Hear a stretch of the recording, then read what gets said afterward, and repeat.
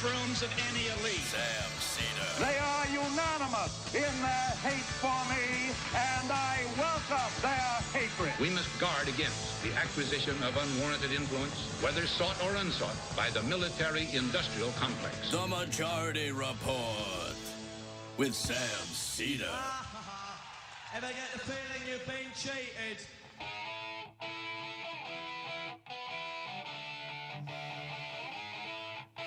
It is Monday, March 27th, 2017. My name is Michael Brooks on a Michael Monday, and this is the four-time award-winning Majority Report. We're broadcasting live steps from the industrially ravaged Gowanus Canal in the heartland of America, downtown Brooklyn, USA. On today's program, Will Menaker from Chapo Trap House. Can Democrats stop being corporate dum-dums, follow Bernie Sanders, call for Medicare for all now in light of the massive GOP healthcare fail of last week? But don't worry, they have many other plans to make America poorer, sicker, and dumber, and they're working on it. The Trump budget's coming next. Massive tax handouts to the rich on the way. Massive investments in the carbon economy on the way. One leading light of America's mining industry says he supports the Trump administration's goals to get rid of environmental protections, but that the president should go easy on promising jobs coming back. Easy up on that one. More carbon dioxide, great. Mountaintop removal, great. Jobs, Massive civilian casualties in U.S. airstrikes in Mosul. Put a halt to the new IS incursion in Iraq, or rather the new incursion against IS in Iraq. Not only was the meeting with Angela Merkel really awkward, apparently Donald Trump handed her a bill that Germany owes to NATO. It's called diplomacy. It's called diplomacy. We're not playing around anymore. And Vladimir Putin sticks his neck into elections in France as Goldman Sachs says that a Marine Le Pen presidency is possible. And Jewish activists protest AIPAC, calling for an end to siege and occupation. Largest protests that the far-right pro-Likud lobby organization has ever faced. And clean jobs are providing more positions than dirty energy jobs. All that and much, much more on today's Majority Report. Had a very, very busy weekend, and part of the new thing, something new that I have to keep track of is an awesome course that I'm about to start on Skillshare. Skillshare, are you a professional who's looking for a leg up in work, or would you just love to learn new things? Or are you looking to do your job better? Do you want to add some impressive skills to your resume? Skillshare is an online learning community with over 15,000 classes in design, business, and more. You can learn everything from logo design to social media marketing and how to get a better picture of your brunch. Matt's into that. Unlimited access to all of our low monthly price, never pay per class again. I've said before, I'm about to start the photography class. It looks incredible. I've had a little bit of photography experience. I have one good friend of mine is a professional photojournalist. He took me out a couple years ago for a day, and it was awesome watching him work. And I'm looking forward to catching up a little bit with my Skillshare class. And it's everything: street photography, mobile photography, and photo editing. Skillshare is now giving my listeners a month of unlimited access absolutely free. Go to Skillshare.com/majority. Start learning today for free. Join 2 million students learning on Skillshare today, absolutely free. Go to Skillshare.com/majority. Get started. Link on our website. Incredible teachers at Skillshare. So, I've said for years that the myth of Paul Ryan is anything other than an alfalfa sociopath is just that, a myth. He's not a master of policy. He's not an intellectual. He's certainly someone who does not possess basic compassion, empathy, or human decency. And what happened, as we know, is that he went along with the rest of the Republican caucus. He said, we're going to get rid of Obamacare, period. It's easy. They passed repealing Obamacare, I think at least, how many times did they do it in Congress? I don't have the number in front of me. Sorry? Countless times. I mean, at least dozens of times, right? Like 50. Like 50 times. So basically, and then of course, comes into place, people realize, oh my God, Obamacare actually, even as messed up as it is, because it still allows private insurance, did sort of improve things, definitely improve things. And now they're going to just get rid of it. That's not going to work. So Paul Ryan went to his wonk room and cooked up something that maybe would even be worse than just repeal. One of the worst, most pathetic, most morally grotesque pieces of legislation in human history. And, you know, conservatives made the same point that we've been making. Why not just repeal it? That's what you've been raving about since the thing was passed. That's what you did when you knew Obama was going to veto it. And now Paul Ryan is making the rounds on the news shows, even as he's totally failed and been humiliated, and rightfully so, for this disgusting piece of legislation. But he wants to pick himself up, dust himself off, and get back to the next projects of giving money to rich people and making people poorer. He was on CNBC. This is just him Friday. This is 2A, rather. Paul Ryan is speaking on Friday at a press conference in Washington, and he's talking about the difference between being an opposition party and a governing party. This issue had a big difference of opinion, not whether we should repeal and replace Obamacare, but just how we should replace it. And that is the growing pains of governing. We were a 10-year opposition party where being against things was easy to do. You just had to be against it. And now, in 3 months' time, we try to go to a governing party where we actually have to get 216 people to agree with each other on how we do things. And we weren't just quite there today. We will get there, but we weren't there today. And of course, Paul Ryan had said since the time he assumed leadership as Speaker of the House, that of course the policy agenda of Republicans were set. They were a lean, mean machine. He's been running around at least since 2010 as a policy expert. And of course, this is in contrast to Obamacare, which part of the reason that Obamacare is so problematic and so clunky and so convoluted is that Democrats and wonks on that side had been setting the policy going back at least through 2007. All the major Democratic candidates in that primary supported many aspects of what would later become Obamacare. That's Barack Obama, Hillary Clinton, and John Edwards. So they were actually ready and set. Ryan clearly wasn't. And here he is on CNBC actually getting called out there and continuing the spin that they were prepared. The way I would start this is it's a great expression, and that is the dog chasing the bus. And it's like, God, I want to get there. I can't wait to get there. I can't wait to get there. Finally catches the bus, and it's like, why was I chasing this bus? Do you know what the hell to do with this bus? Oh, yeah. No, we spent all of 2016 getting ready for the possible opportunity of having unified government in 2017. The House went through the entire exercise. That was from last December. So there you go. Great prepping and strategy work. Thankfully, he's not that intelligent and not that competent, but there's really no way they could go because there are a tiny handful of right-wing Republicans who recognize for their own political survival that they don't want to completely decimate Medicaid, destroy the benefits of the ACA. And then there is the Freedom Caucus, who has no incentive structure other than to maintain a fanatical agenda. Because look at how they got to Congress in the first place. They said, look, I'm some schmuck used car salesman. I'll go run in a Republican primary. I'll parrot talk radio, and I'm elected. And they know that if they vote for what they call Obamacare Light, some other idiot in their district can run against them for being a sellout. And who will they get checks from? Mercers, Cokes, whoever.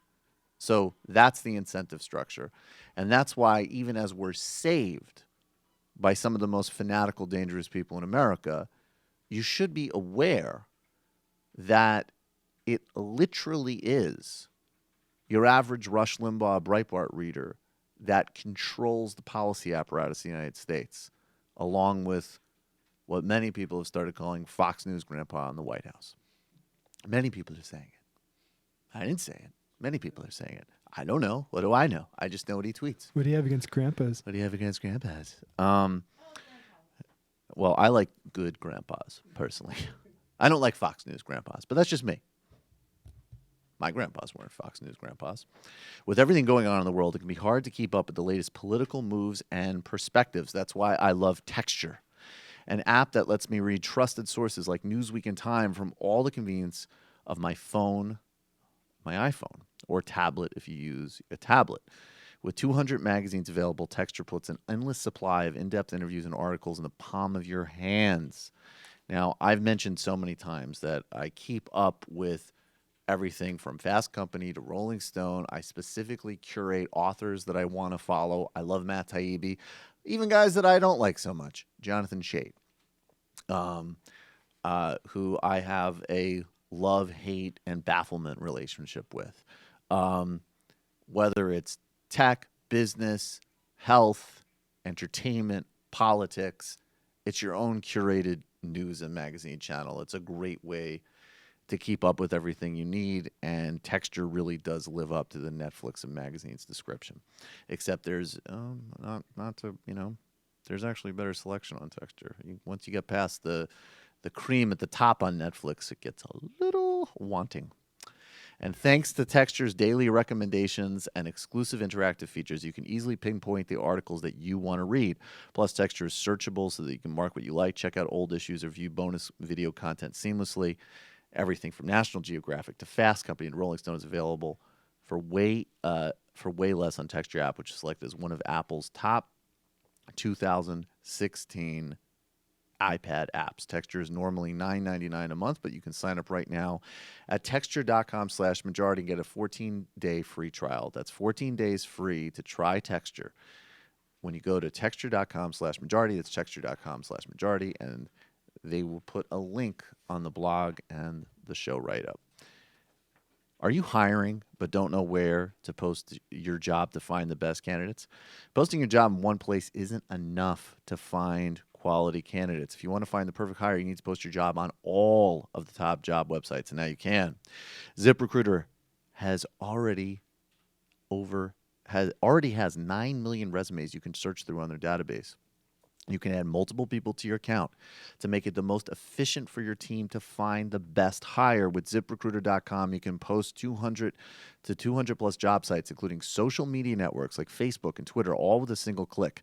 ZipRecruiter's handy website shows trending career fields, cities, and searches. Find candidates in any city or an industry nationwide. Just post once and watch your qualified candidates roll into ZipRecruiter's easy-to-use interface. No juggling emails or calls to your office. Quickly screen candidates, rate them, hire the right person fast. And if you run into any issues, don't fret. ZipRecruiter's friendly and human support staff is ready to help. Find out today why ZipRecruiter has been featured on Forbes, The Wall Street Journal, Time Magazine, New York Times, TechCrunch, CBS, and why it's been used by over 1 million businesses. And right now, my listeners can post jobs on ZipRecruiter for free by going to ZipRecruiter.com/majority. That's ZipRecruiter.com/majority. And one more time, go to ZipRecruiter.com/majority. We will be back with Will Menaker on the Majority Report. How you doing tonight? I'd like to welcome to the stage the lyrically acclaimed. I like this young man because when he came out with the phrase, he went from ashy to classy. All right. I like that. All right. So everybody in the house, give a warm round of applause for the notorious B.I.G. The notorious B.I.G., ladies and gentlemen. Give it up for him, y'all. never been as broke as me. I like that. When I was young, I had 2 pair of leaves. Besides that, the pinstripes and the gray. The one I wore on Mondays and Wednesdays. While niggas flirt, I'm throwing tigers on my shirt and alligators. You want to see the inside? Huh, I see you later. Here come the drama. Oh, that's that with the fake. Wow! Why you punch me in my face? Stay in your place. Play your position. Here come my intuition. Go in this pocket. Rob him while his friends watching. That clock. Here comes respect. His crew's your crew, or they might be next. Look at they man, big man, they never try, so we roll with them, stole with them. I mean loyalty. Put me milks at lunch, the milks with chocolate, the cookies, butter crunch, 88, Oshkosh and blue and white duck. Ask somebody. Just keep on pressing on. Sky is the limit, and you know that you can have what you want. Press what you want. Sky is the limit, and you know that you keep on. Just keep on pressing on. Sky is the limit, and you know that you can have what you want. Be what you want. Have what you want. Be what you want. I was ashamed. My crew was lame. I had enough heart for most of them, long as I got stuff for most of them. So even when I was wrong, I got my point across. They depicted me the boss. Of course, my orange box. Welcome back to the Majority Report. I'm Michael Brooks. Joining us now, Will Menaker from Chapo Trap House. Will, how you doing?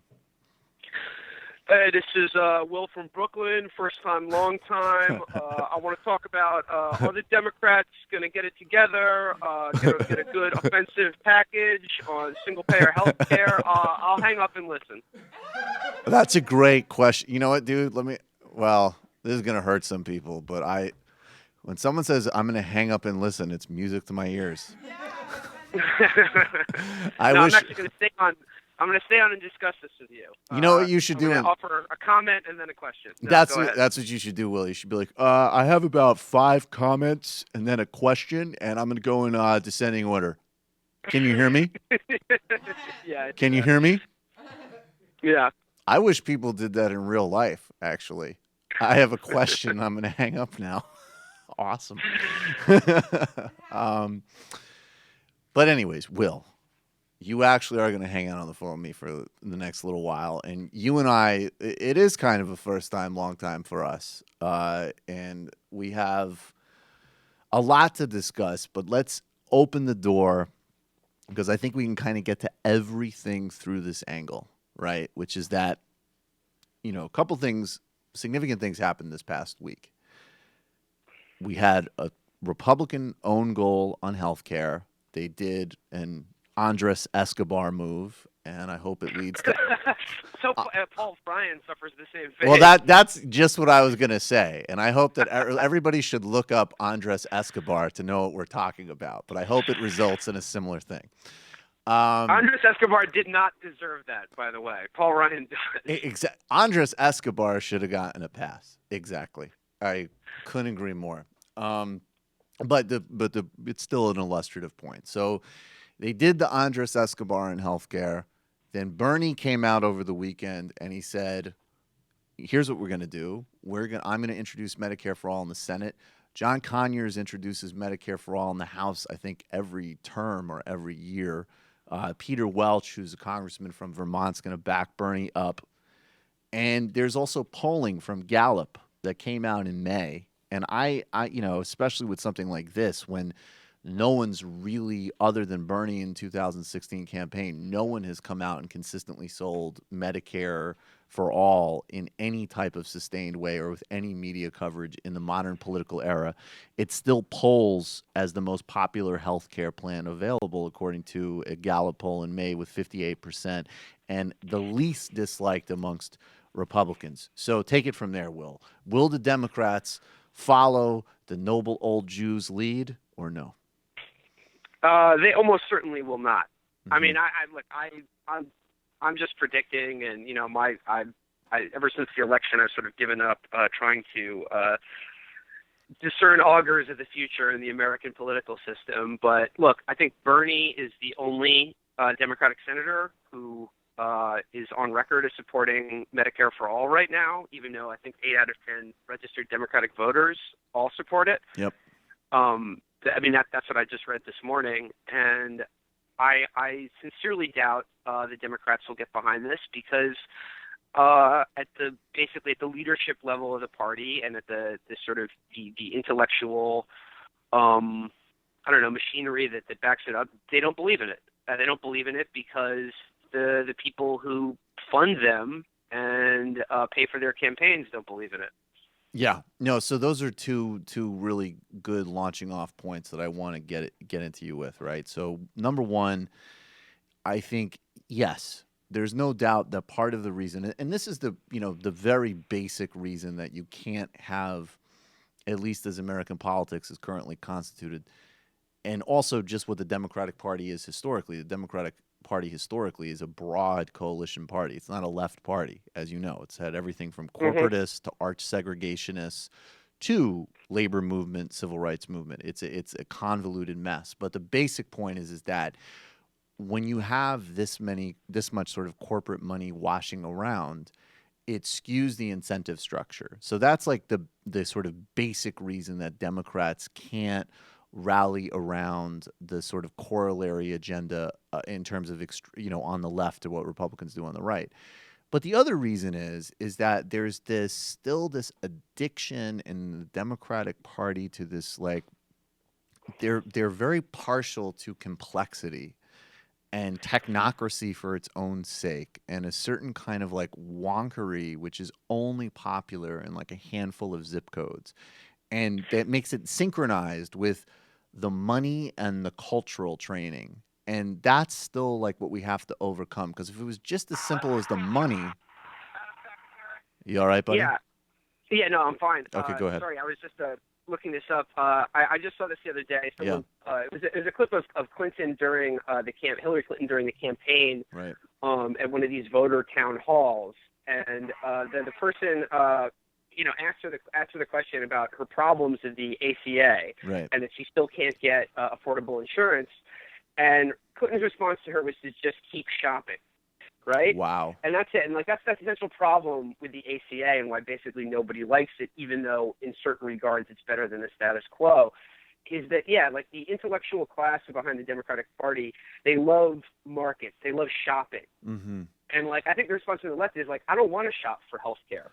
Yes. You know what I'm saying? I want to have health care. Or rather, right. I don't even want to have health care. I want to have access to a doctor. Like, that's the underlying problem. Not access, right? though, that's because people. that word means like nothing, because the way the Republicans have been using access, like everyone has access to anything. That doesn't mean anything, right? Oh, but right. But I get what you're saying. It should just be something that is not even factored into my life. I just want to breathe, have a physician.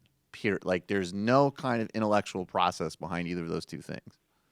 And I think an interesting thing to consider about the Republican own goal on repealing Obamacare and just what an absolute disaster their repeal bill turned out to be, I think is just indicative of the fact that they have no way of repealing Obamacare that is palatable to them in any way, because all of their ideas about healthcare reform are already contained in the ACA, in Obamacare. Yep.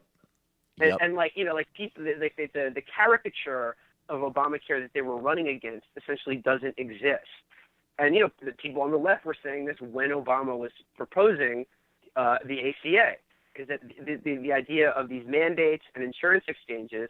This was something concocted in the Heritage Foundation years ago. This is what Romney did. Yep. This was like the jewel of conservative healthcare reform, just writ large on a country rather than on a state-by-state basis. So they really have nothing to offer in its place. I mean, that it'll satisfy anything. I mean, I think basically the only thing that saved us now, similar to Social Security privatization when Obama was president, is just how crazy the House Freedom Caucus really is.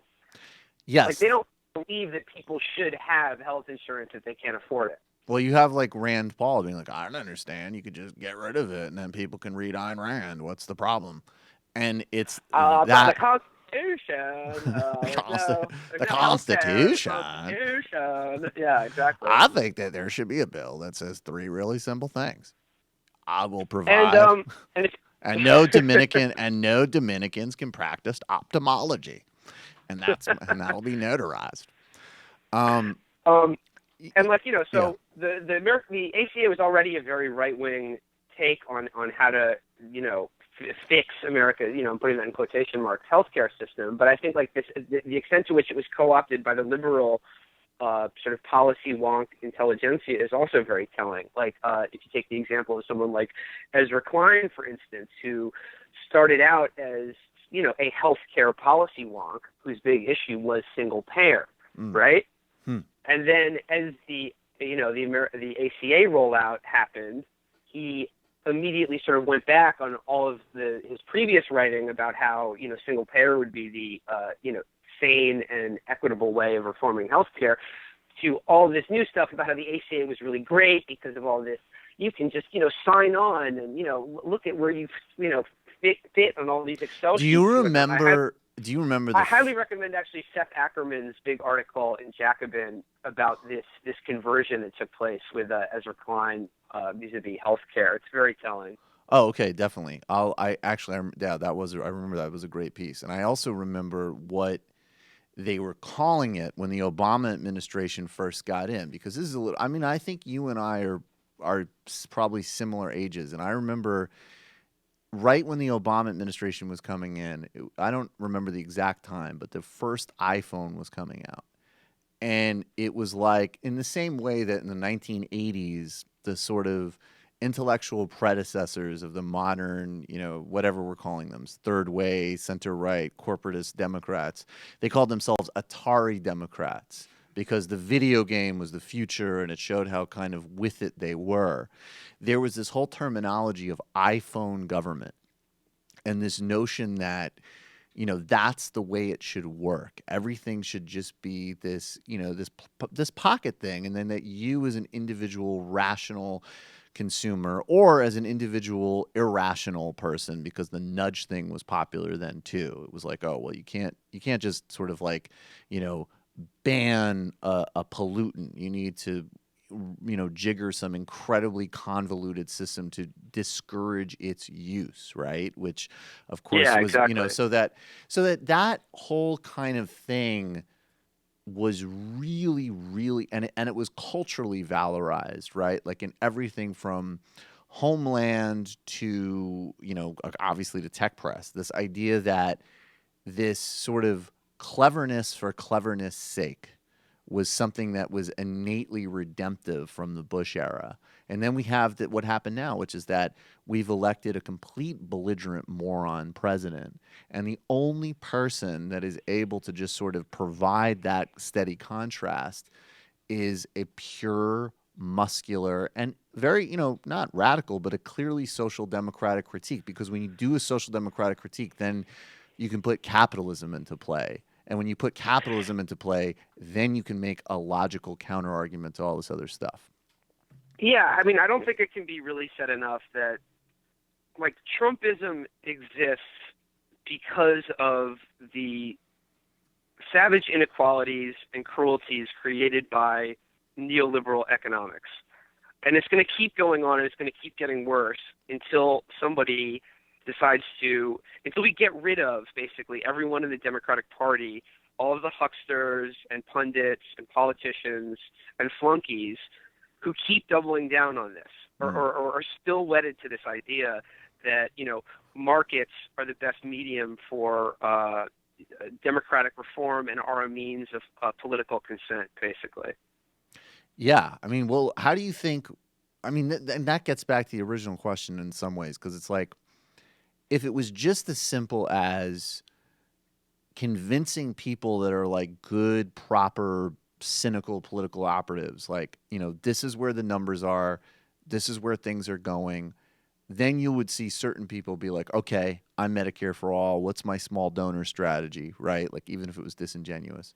But there's clearly still a lot of like, there was a phrase, I forget who coined it, but sometime during the financial crisis, an economist called it cognitive capture, to make the point that, of course, there's massive corruption on Wall Street and campaign contributions that led to deregulation, but there's also a lot of people that believe this stuff. So, like, what's the process of, like, deprogramming? Like, like, how do we actually do this? I mean, I don't know. I mean, clearly the voters are there. Right. I think, Medicare for all is a broadly popular policy that in any sort of sane political coalition, like I said, the Democrats would be united as an entire, like at a time when the Republicans were literally just tripped over themselves trying to take away health care from like millions and millions of people, would be coming out right now and saying, we're the party that's going to give Medicare for all. Everyone's going to be covered. And it's not going to be some ridiculous thing where you have to go to a website and, like, you know, shop around for, like, you know, what market suits you the best or, like, you know, what plan you can get. Like, no. Like, this is our policy. This is what we stand for as a party. This is what we're going to deliver. Even if it's unrealistic at the current moment, they can at least put the marker down. Right. But like you said, I think the leadership of the party it doesn't believe in it. I think it's because they're captured by, you know, not just lobbyists, or, you know, money. I think they're captured ideologically by the idea that, you know, health insurance companies are good, or that we should have them to begin with, which is like, I mean, that's the end goal as far as I'm concerned, is we get rid of all health insurance companies. They have no reason to exist whatsoever. They're complete middlemen. They provide absolutely nothing of value at all. They just profit off sickness. And I would hold on, let me find this. I mean, like, you could. The American healthcare system is designed on purpose to be as cruel as possible. Like, there's no other way to explain it. It's just to make money for, like, this tiny class of people in private industry at no benefit to anyone. Yeah, none whatsoever. And then and I mean, I actually remember, and it's kind of depressing to use this as an example, but actually someone sent this to me recently, but you know, Anthony Weiner, of all people, was the guy who back in the day made the single-payer healthcare argument. And there's this clip of him on with Joe Scarborough, and Anthony Weiner is saying, what do HMOs and insurance companies bring to the table? What is their purpose? What value are they providing? And Scarborough just immediately gets reduced to like, well, I mean, I'm shocked. You know, capitalism, man. And Weiner's just like, what do they do? You'll get to some point about, like, jobs, right? Like, the health insurance industry is providing jobs for the people who have to, you know, stay on the phone all day talking to hundreds of people about why the insurance they pay for won't cover the things that they thought it would. Exactly. You know? Right. And, so as far as I'm concerned, we could do without those jobs, especially the people at the, you know, highest levels of these companies. I'd also recommend, the other day in the New York Times, in a book review by Angus Deaton, who is a Nobel laureate in economics, talks about backing single payer not because he thinks that it would be like the best healthcare system in the world or the best healthcare system possible, but backs it because it would be the most effective way of fighting against basically the American healthcare system is one of the prime drivers of inequality in our country, and it's designed that way. Right. It's designed to be a mechanism in which vast sums of wealth are funneled upwards to a tiny, tiny group of people in insurance in pharmaceutical companies. I'm curious. I guess this is a little bit more of a personal question, but what made you like politically pivot out of these sort of neoliberal assumptions that I would assume, you know, a lot of us, to some degree, like if you're born in certain places, you go to any type of private school or whatever. Like I could say for me, even though I had those experiences, I grew up very much on the low end of the economic spectrum, and that had a very big impact at how I looked at all this stuff. But I think for other people, it's just sort of like if they had any sense of the invasion of Iraq and then the financial crisis, it was like, how can you be heading into your adulthood thinking, you know, it's like the meme with the dog in the burning building, like everything is fine. Yeah.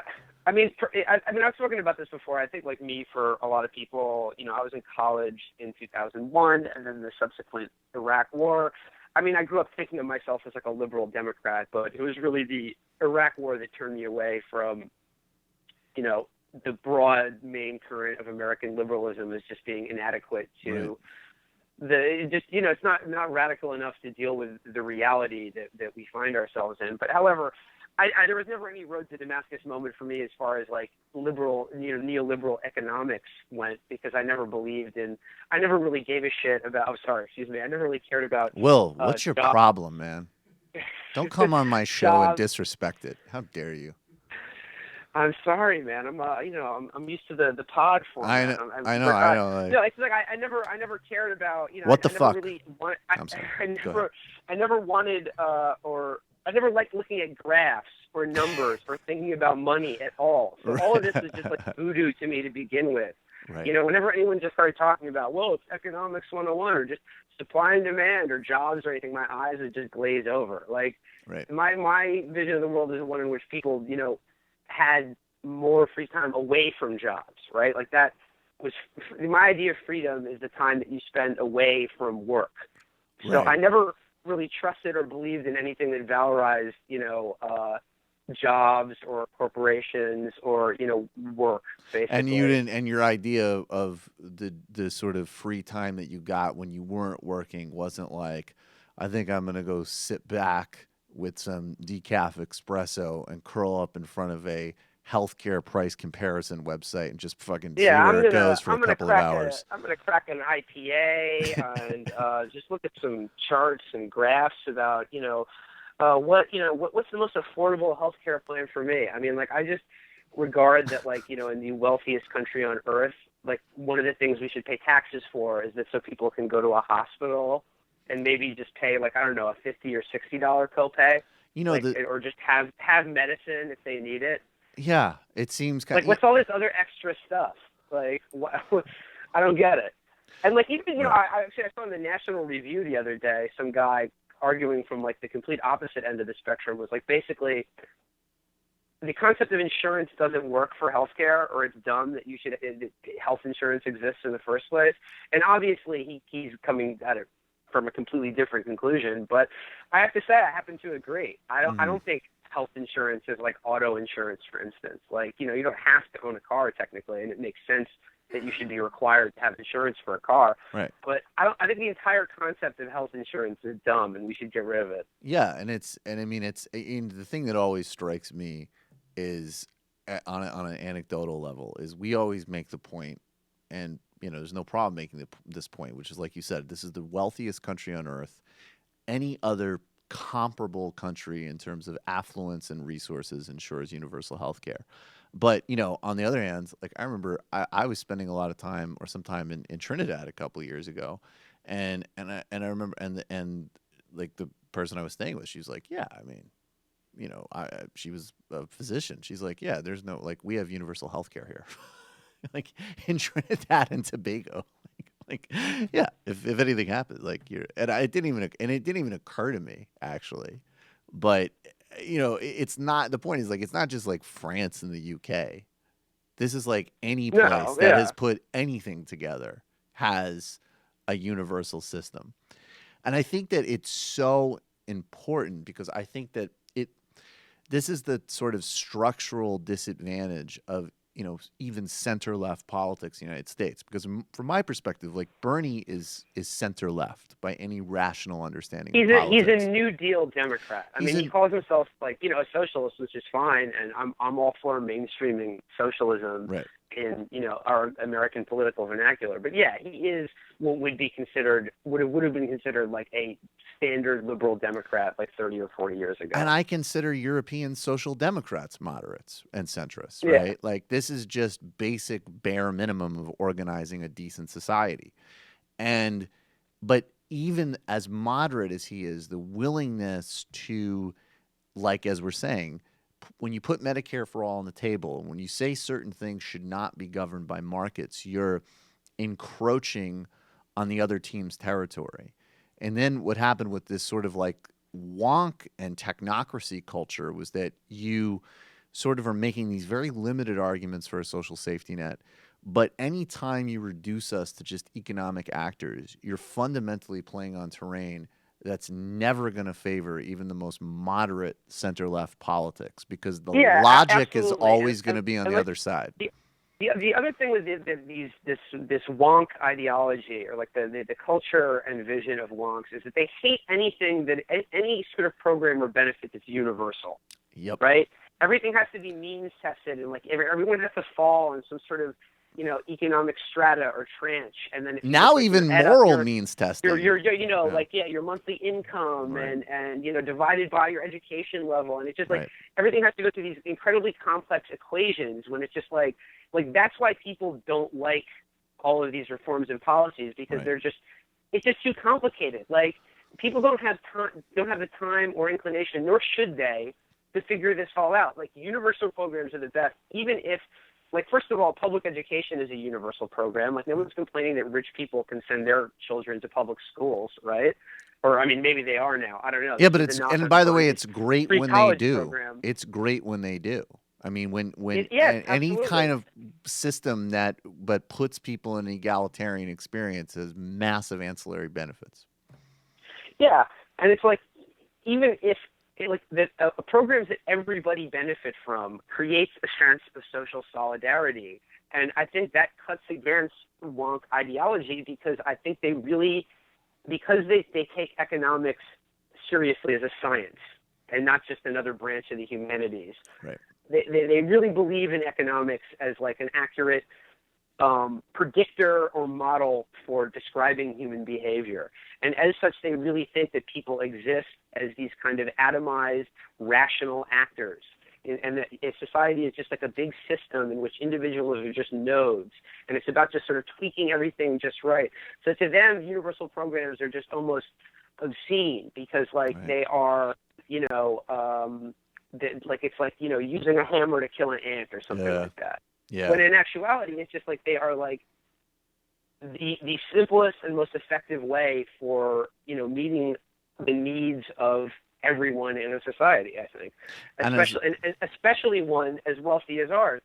Like, I was seeing, obviously, like, Twitter and online has a very distorting view of, who's really talking about these things and what their opinions really are. Right. So, like, when you see these, like, ridiculous, like, I don't know how to describe them, Hillary people, for lack of a better word, I think that's a very tiny minority. I do not think they represent anything close to the majority of average Democratic voters. There's no way that they I mean, that, like, my Go ahead.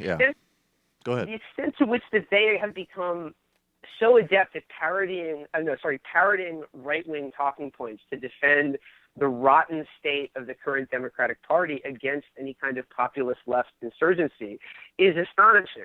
Like, I saw someone the other day making the argument that, to counter the argument that, well, look at Canada. Why can't we have a healthcare system like Canada? Right. They're like, oh, well, Canada has a country of 40 million people. America's a country of 320 million people. And it's like, that's like the oldest. Reason it would work better in America. Right. And well, it is the oldest, most debunked talking points possible, and they will deal from that deck every single time, because I don't know, these people are essentially right-wing in most of their beliefs. I think they have, like, they're pseudo-woke neoliberals. I mean, they're people who want... They just want, better representation of women and minorities at, like, the highest levels of society. Which, if the choice is between, savage capital run by all straight white guys versus savage capital run by a broad base of people, I'll pick the latter. But if that's the extent of our politics, our world's going to end. I mean, that's the Sophie's choice. Right? Yeah, exactly. Right. Like, but literally, like, we are not going to survive as a planet and as a species. Like, I'm not even being dramatic. Like, the science is there. It's not going to happen. And incidentally, it's the same argument I make before, which is that when you're playing on that terrain, it's still going to favor, like, the ancient, the most sort of ancient and brutal forms of power structure, which you're seeing, right now. We're back to, we have an AG who was too racist for 1980s America. But, being that as it may, Will, before we sign off, I do have one more question for you. I want to remind everybody to look up Andres Escobar, very important part of this conversation. And when it finally does happen, do you want Cuban, Chinese, German Social Democratic, or Cambodian for our revolution? Cambodian, definitely, because that way I could kill every wonk who wears glasses and a lanyard in D.C. That's kind of what I was thinking, although I prefer the... That's a joke, people. The Khmer Rouge was bad. The Yeah, Khmer. I would like a version of the Khmer Rouge where instead of death camps, I could just wedgie everyone with a lanyard in D.C. Maybe a version of the Khmer Rouge that would be like Mandela boot camp on Dave Chappelle. Like, listen, you little bitch. Do you remember that sketch? I want to wedgie them and shoot them with super soakers. I don't actually want to kill them. No, yes. Well, that's how soft we've all become. I know, exactly. This is why I'm not a real socialist. This is why all the tankies hate me. I know. The tankies hate me too, but I got to tell you, man, when I read the summaries of Ryan's healthcare proposal, I definitely was like, I mean, not Cambodian, obviously, but the Cuban one, I think we're going to need to do a serious deep dive back into that and not be so quick to, condemn, No, I've been thinking a lot lately. Like, there are aspects of the Cultural Revolution that I find appealing at this current moment. You want to stand in a circle with me and some other people and just like berate Matthew Iglesias while he sits on his knees. Yeah, I want a struggle section. I want a struggle session with the masthead of Vox.com. The struggle session with the MSNBC lineup.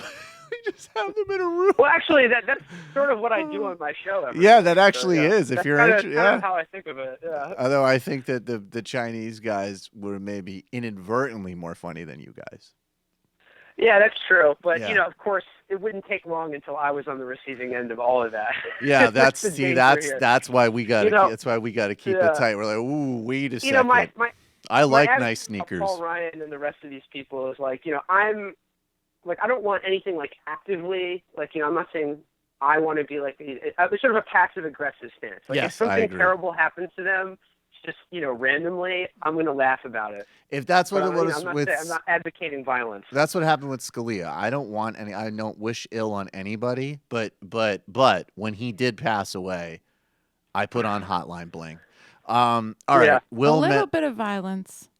Just like a little bit. Like no one dead or like seriously injured. We don't have to advocate, but I'm okay with it. All right. Well, there you have it. A nerf level of violence. Nerf level violence. Right. Yeah. Something that you can put a soundtrack to, like Richard Spencer. There you go. Will Menaker, Chapo Trap House. I know is the first of many conversations. Now that you've finally called in, maybe I'll crash your show one day. It's always fun, man. I appreciate your perspective. Thanks a lot. Give Sam my best. All right, buddy. Bye-bye. Yeah, bye. Okay, we got to go to the fun half where we will talk about this incursion in Mosul that apparently killed 200 civilians. Marine Le Pen coasting in France, or being well-positioned at the very least.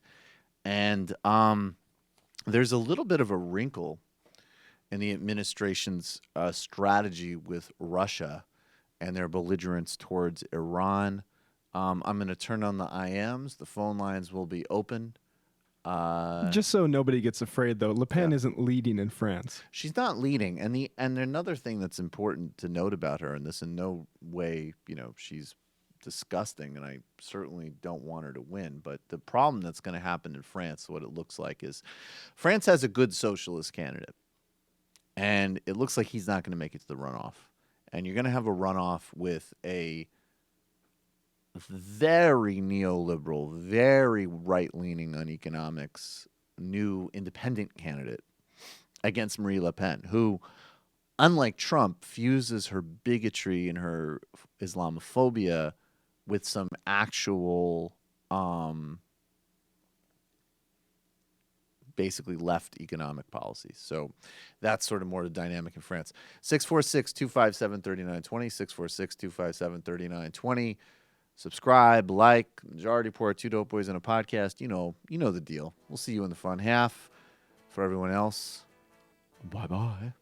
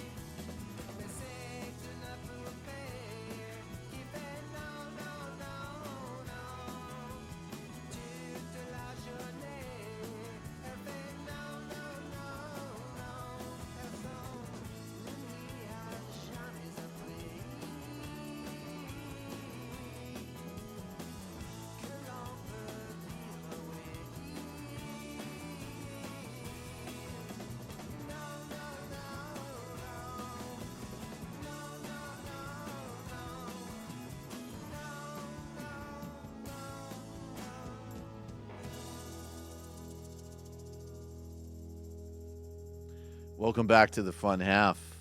Michael Brooks, the Majority Report.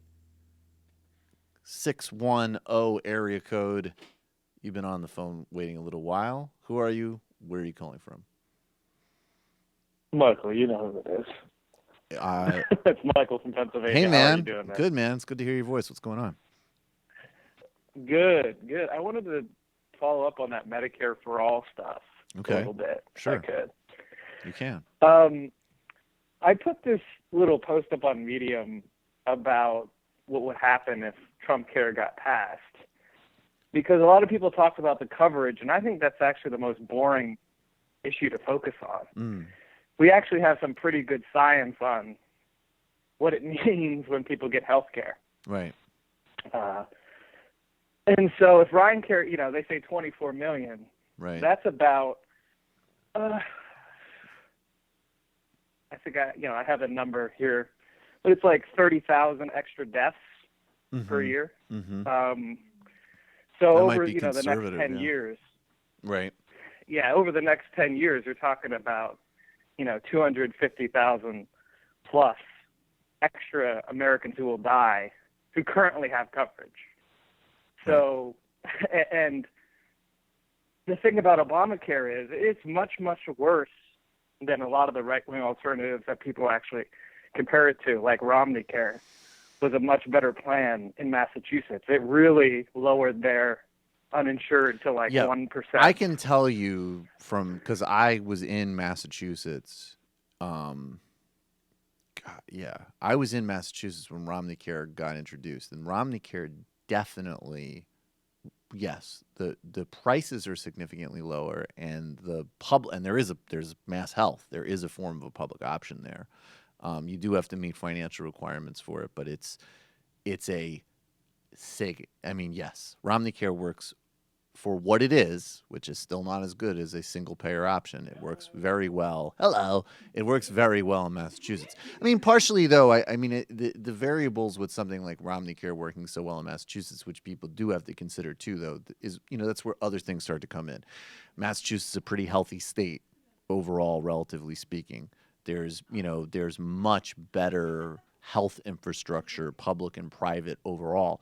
Although if you go to the western part of the state, there's definitely serious rural poverty and serious urban poverty there as well. But yes, you're right. Romney Care worked pretty well for if we're going to do non-deep reform. It worked decently in Massachusetts for sure. Well, hello, this is Mitt Romney.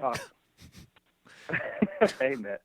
Let me push back a little bit because the thing about Romney, it's not just that Massachusetts is healthy. There's a study from the American College of Physicians, and they found that for every 870 people who got coverage, one extra person's life was saved per year. Yep. And they found it That's was so effective in Massachusetts because they got coverage so universal. And the problem with Obamacare is, listen, Ryan Care sucks. And it would be an atrocity, and it would be hundreds of thousands of people dying. Right. But we still have 25 million uninsured right now. Absolutely. And that's because of the failure to expand Medicaid. Yep. A lot of that was Republicans. And on no public option as well. A lot of people who it's cheaper for them to pay the penalty than buy insurance, so they pay the penalty. Yep. And those people that are in that uninsured group are the people who would gain the most life years from being insured. I know you hate wonks, but this is why Medicare for all would be so significantly.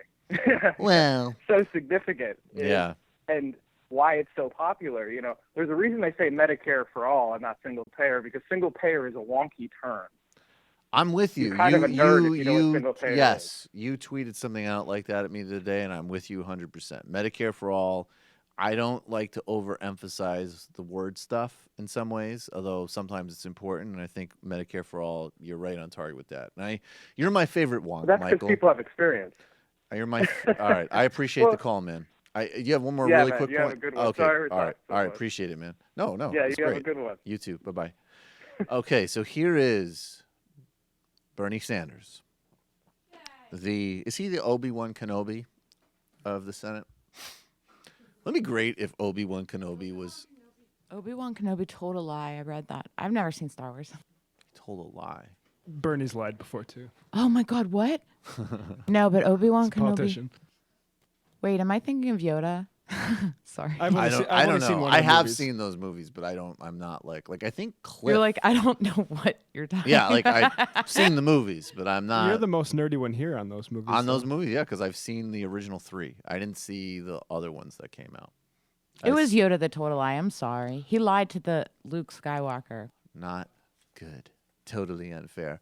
It would be funny though if Bernie was spliced in, because Obi-Wan is like very British. So he's like, "Oh, I will teach you how to be a Jedi." It's like, look, you're gonna be a Jedi. There's gonna be an app that you're gonna be able to just put Bernie into any movie you want. I know. Like 2019. Yeah, you're gonna be a Jedi.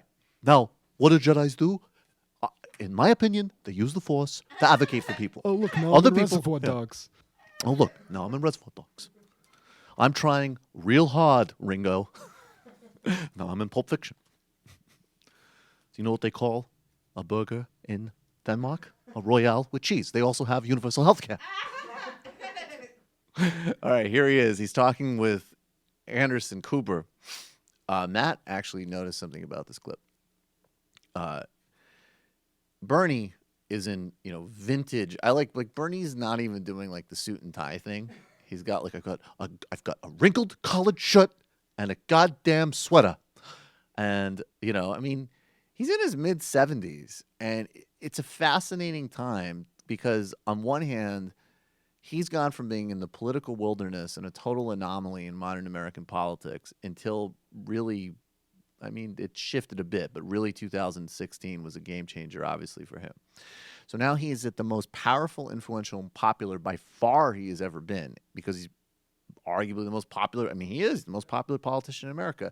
At the same time, his values and who he is and what he cares about is obviously under unprecedented threat. So it's worst of times, best of times for Bernie Sanders. He's got no time for bullshit. And Anderson Cooper, unfortunately, asks him a dumb question when they're talking about health care, because Bernie wants to talk about Medicare for all. And Matt noted that this looks a little bit like a dad scolding an errant son. Let's watch this clip. Poll after poll showed that is exactly what the American people did not want, and Democrats should take credit for killing a really, really bad piece of legislation. Who do you think is responsible for the failure to get the bill passed? You said credit should go to the Democrats. Who are the Republicans? Anderson, that's just a media game. Nobody really cares that it's a failure of Trump or a failure of Ryan. What the American people are asking is, how does it happen that we are the only major country on earth not to guarantee health care to all people as a right? Anderson, I am talking to you tonight 50 miles away from the Canadian border. We can get there in an hour. They manage to provide health care for every man, woman, and child in their country at half the cost per person than we do. The cost of prescription drugs in Canada, significantly lower than it is in the United States. So the question is, why are we not moving forward with a Medicare for all, single-payer program guaranteeing health care to all people, which will be much more cost-effective than what we presently have? What actually do you think happens now? I know clearly that is what you would like to see happen, but the president is just talking about letting Obamacare fail. The CBO says it's not imploding in the way, it's not on a death spiral like many Republicans are saying it is. What do you actually see happening? There are many Democrats who say, look, things do need to be amended and changed in Obamacare. Right. Look, again, I believe in a Medicare for all single-payer program, but it ain't going to happen right now. We don't have the support in the Congress for that. So while we continue that long-term struggle, right now we need to improve the Affordable Care Act. And that means a public option available in every state in this country, which gives people a wide variety of options, but make sure that there is competition in every community in this country. In my view, it means lowering the age of Medicare from 65 down to 55, allowing more Americans to participate in that program. It means passing Medicare negotiating ability with the pharmaceutical industry and reimportation, allowing us to buy less expensive drugs around the world, which will not only lower the cost of medicine in this country, lower the cost of healthcare. Those are some short-term remedies that I think we need to go forward on. Bernie does a great job there in two ways because, number one, like Will and I were discussing, people don't need more complexity in their lives, and certainly not in life and death issues. They need simple, basic, no bullshit delivery. That's Medicare. That's what needs to happen. Then he, it's one thing to do the shtick of, well, Anderson, I don't think that the American people care about the politics of it, and now I'm going to give you a dumb political answer. When you pivot against that with real substance, then it works. It reminds me, if you watch the documentary The War Room, it's really interesting because that's back, in the early 90s when the Clintons really did have a formidable political team. And there's this incredible clip with James Carville where he basically is in some media scrum and he goes, look, I don't underestimate the president. That's George W. Bush's father, the first Bush, George Herbert Walker. I don't underestimate his skills as a politician for a second. As a president, he's a joke. But as a politician, he's great. Something to that effect. That is the most brilliant frame because you're basically signaling to people everything that you want somebody to actually be good at as president, he's terrible. And everything that repulses you about the system, he's brilliant at. But you can't play that game if you don't go to policy or if you go to more wonkery. And in a world that's so complicated, so overwhelming, and so fast, there's going to be hucksters and scam artists that capture people's attention and give them easy answers, and there's going to be clarity and rigor and integrity, which is its own form of socialism or barbarism. What's the choice? And that sort of wonkery is a persuasive appeal in its own way. Like that's true. Like it's like we're going to get all these facts right, and then they'll believe us. Right. Are you like? Do you need any more evidence that that's not the world we're living in? Right.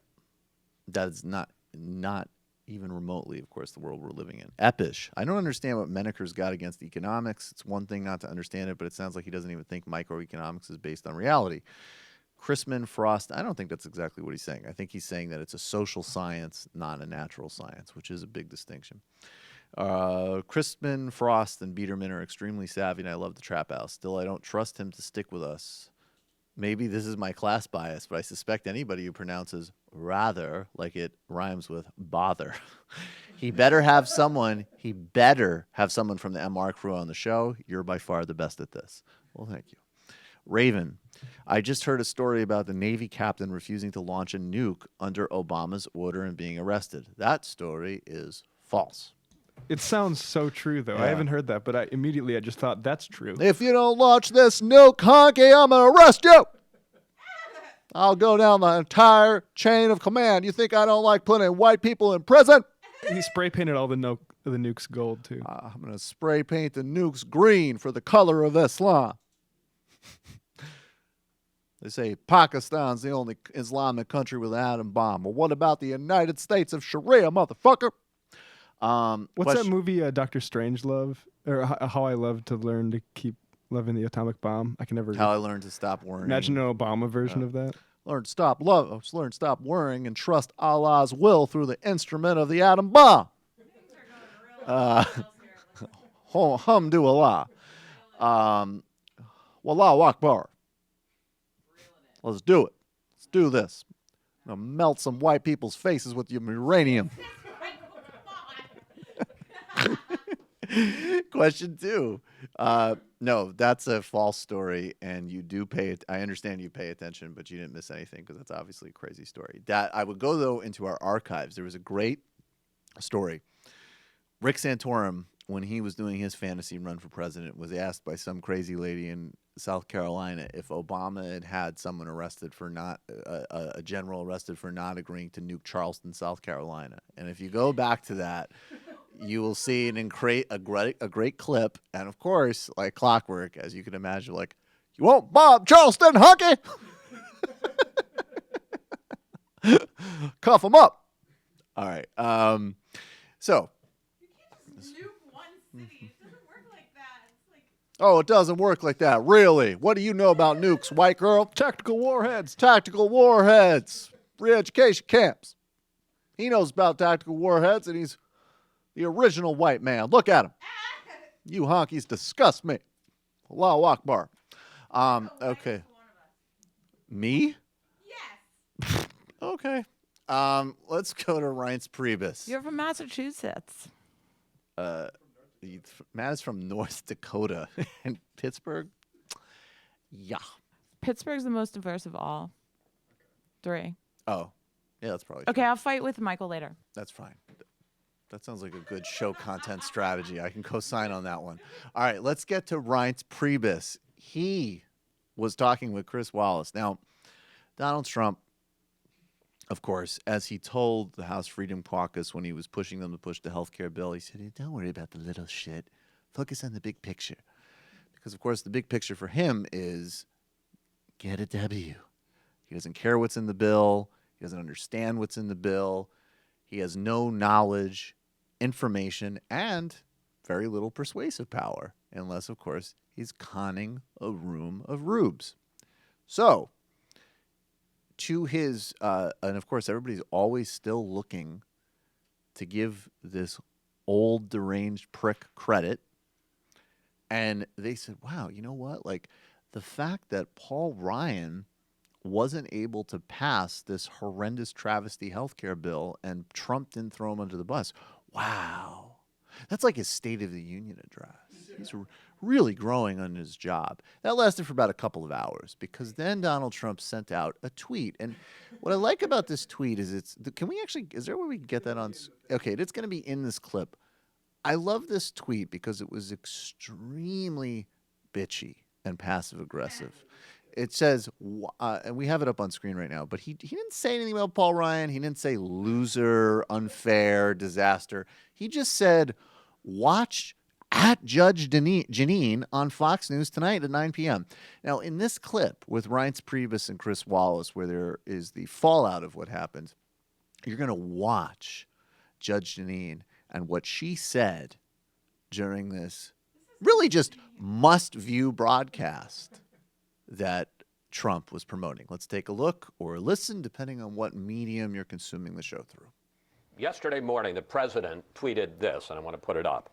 Watch Judge Jeanine on Fox News at 9 p.m. Now, we all love Judge Jeanine on Fox News. I do love Judge Jeanine. But we were curious as to why he would call her out. Here was the start of her show last night. My opening statement. Paul Ryan needs to step down as Speaker of the House. Does the president want Paul Ryan to resign as Speaker? Well, first of all, I will go on record. We do love Judge Jeanine, and so does the president. I think it was more coincidental, Chris. Come on. I did not talk to the president about the tweet. I'm just telling you the truth. There was no pre-planning here. The president, the president. But why would he say watch her, and then that's the first thing out of her mouth? Because he loves Judge Jeanine, and he wanted to do Judge Jeanine a favor. So does he want Paul Ryan to step down or no? No, he doesn't. And he's talked to Paul Ryan yesterday for about an hour. He believes what he said in the Oval Office on Friday. He doesn't blame Paul Ryan. In fact, he thought Paul Ryan worked really hard. He enjoys his relationship with Paul Ryan, thinks that Paul Ryan's a great Speaker of the House. So none of that has changed. I think this is more of a personal relationship, the president helping out a friend. Yeah, no. Paul should totally stay in the job. Should totally stay in the job. Watch Judge Jeanine at 9.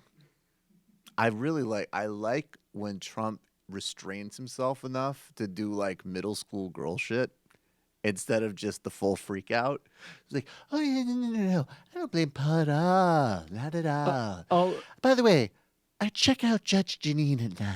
I'd also just register how crazy it is that it's okay that the president is doing a favor for a specific media personality. Like that's not technically something you should be.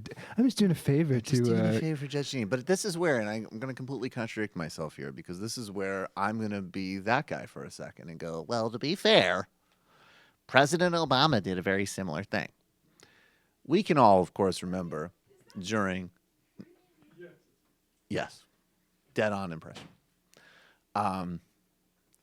We can all remember during the passing of the ACA that there was a congressman, if people remember this, and I had to refresh myself on this actually. There was a guy from Michigan named Bart Stupak who almost destroyed the bill because he was anti-choice and needed to plug in a bunch of things that would basically divert, that would make the bill more restrictive of abortion. I don't remember all the specifics of it, to be honest with you, but that was a reason that the bill was held up.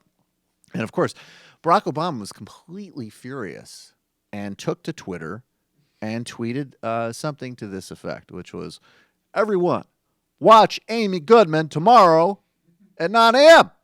And everybody was like, why is he shouting out Amy Goodman? And now, of course, I will do this dramatic reread of what Amy Goodman said in 2009 after the tweet from then President Obama.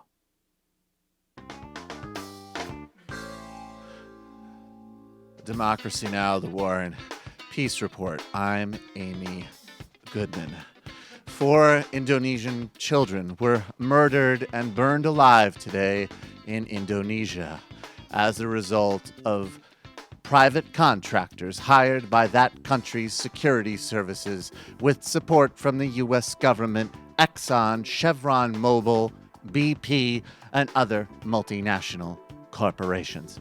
Congressman Bart Stupak must resign. He's being a little bitch about women's health care, and he's destroying everything. He's a total loser. It's unfair. So that was what happened with Barack Obama and Amy Goodman, to be fair. So there is, of course, a lot of precedence for presidents passive-aggressively tweeting out that you should watch a friendly media personality, and then that media personality saying what they can't say, which is that the person they don't like should quit their job. It happened in 2009 with Barack Obama and Amy Goodman. I'd like to express a little bit of concern that Reince Priebus appeared to be slurring his speech. I'm not going to make got any. some Leinenkugels. It's all right. That's all right. What are you going to do? I'm not going to make any guesses about why. Make your best fucking guess. I don't care, Just lady. insinuate, won't you? Just insinuate. Maybe I had a stroke. Maybe I drank a fucking bottle of Jim Beam. Maybe Steve Bannon clocked me in the fucking face again. I don't know. My whole life's ruined. Maybe they're all on, what do you call it? Anti-anxiety. Well, yeah, maybe so. There's a new That book would be out. sad. There's That'd a new be real book out sad. that came out last fall called Blitzed about the Nazis and being all addicted to amphetamines. Oh, right. That makes total sense. Okay, I mean, he's not on amphetamines. We can rule that out. No, but I mean, people turn to chemicals. I know. Kellyanne Conway, I felt like had.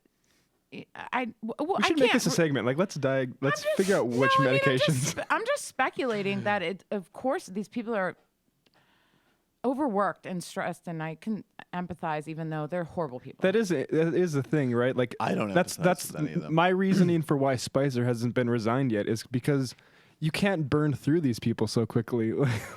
This is a very difficult job, and no one can actually do it well. So if someone's just going to fail at it, and it's a job you're meant to fail at, just keep the same person. He could there. just be extremely exhausted. I'm not diagnosing anything, but that, it makes me feel bad. I don't have any money in the emotional bank for any of these people. Let's talk about look, the Freedom Caucus is the reason that GOP care, Ryan care, Trump care, whatever you want to call it. I mean, it really, and frankly, substantively, it really is Ryan care. He crafted that legislation. It's in line with everything that he's been attempting to do in terms of radically increasing inequality, making people poorer and worse off, and redistributing money to the top. That has always been his policy agenda. And what was clear in doing that in this legislation was that he's not even capable of doing it in a particularly deceitful or clever way. No great policy mind there. It might have failed in the Senate. Very likely it would have failed in the Senate. But the reason that it failed in the House is the same reason that Barack Obama's atrocious offer in 2011 to cut Social Security and Medicare failed, which is that the most fanatical, rabid, extreme people in Congress, Freedom Caucus, killed it. Why? Because it wasn't even worse. And there's no incentive structure for most of these people to shift in any way. My assumption with this guy, Congressman Ted Poe, who, as of the vote, has left the Freedom Caucus. He's explaining why on CNN. I don't think it's that governing has made him more responsible. I would guess that Donald Trump is incredibly popular in his district, and he doesn't want to be perceived as going against a guy that's still very popular with the Republican base, even as he is a historically unpopular president. Here he is speaking on CNN with Allison Camerota. The Freedom Caucus has always been the opposition caucus and against the Democrats. And now when we are in the majority, it continues to be the opposition caucus against anything in the Republican Party. And we had not been included in the past, but we were included in the health care replacement bill. I mean, we spent an hour and a half with the President of the United States, the Vice President, members of the cabinet, talking and making compromise. And compromises were made, things were added to the bill based upon the input of the Freedom Caucus. But then at the end of the day, no, it was easier to vote no. And so I'm angry about that. I think it's time that we lead and continue not to say no on everything that takes place when bills come forward in the House of Representatives. Well, so look, since the president did make those concessions to the House Freedom Caucus, what did they want? Well, there are some members, I think, that wanted some really stronger parts of the repeal in the bill. But it would move too far to the right where you wouldn't get any other Republicans to support it. So it's a compromise. And I think that there was nothing that could be added to the bill that the Freedom Caucus would ever vote yes on. And so I got the opinion that there's some members of the Freedom Caucus, they'd vote no against the 10 Commandments if it came up for a vote. Yeah, I could see that the 10 Commandments might be perceived as being indirectly beneficial to poor people. There were some people that weren't in that meeting where they were hacking away at healthcare. People with middle class or low incomes, women, or people of color, or really anybody that would be adversely affected by this grotesque assault they were planning. Do you see the people behind these 10 Commandments? They're SJWs. They're total SJWs. Totally unfair. I call them the Beta Cuck Commandments because they're the Beta Cuck Commandments. It's true. All right, you're calling from a 265 area code. Who are you? Where are you calling from? 262. I misread that. 262. Are you there? I'm sorry, I had you on mute. Oh, okay. What's on your Hello? mind? This is Dee from Milwaukee. How are you? I'm pretty I good, haven't called Dee. in a while. Two things. Mhm. First, quick one. Did you guys know that Sam made it on The View last week? No, we knew Samantha. I thought he Bee, made not it The on View. Samantha Bee. I didn't know he made it on The View. Yeah, he was on Chris Hayes, and they blurbed Chris Hayes, just Sam talking from the Chris Hayes the night before on The View. Well, I'm for very, about, very glad that Samantha has made it on The View. What was Sam saying? Was it the same clip from Samantha Bee? Yeah.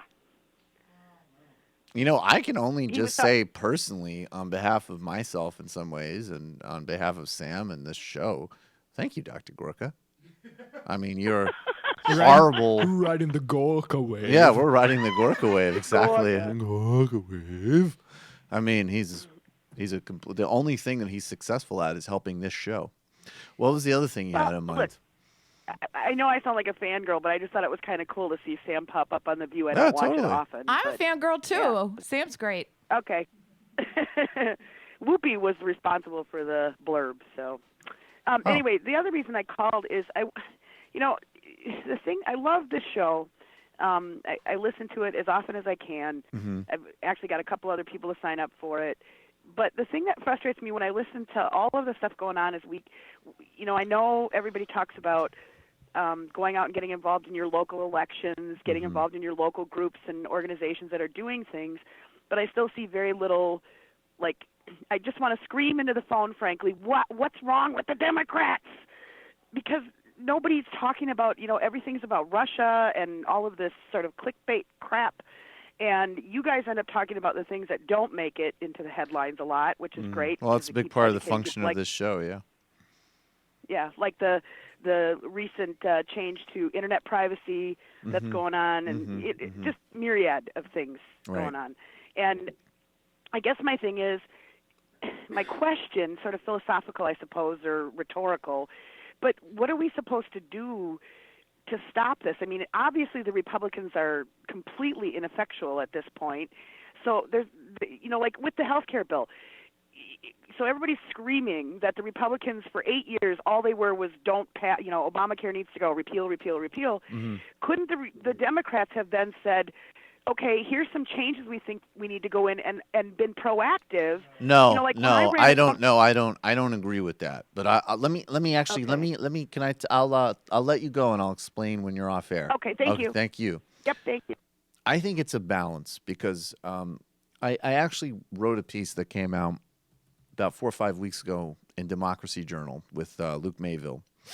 And what we were saying was that there is to some tension inside any type of forward-moving left politics or any type of politics that challenges power in any way, which is that you always need forward momentum and you always need an agenda to address crises and address problems, because when you're on the left, you're by definition advocating for people that don't have the power set up in their favor.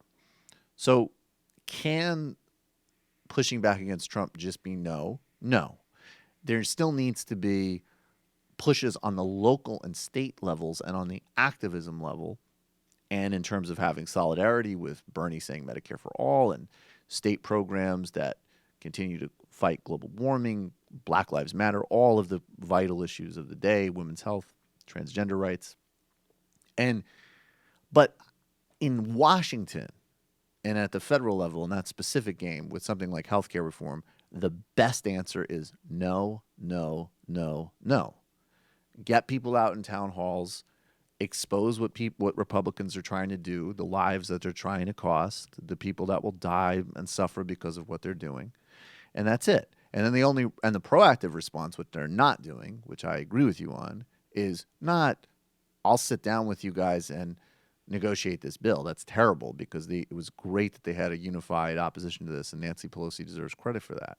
But then you come out, have a press conference with Bernie Sanders and say 45-year-olds, 55-year-olds can get into Medicare. Or if you're really doing it, Medicare for all. No more bullshit. We're done with the private insurance system. It's useless and it's parasitic. And that's what we're going to run on. And every district in the country of people who oppose this are going to have ads of sick people that can't pay their bills.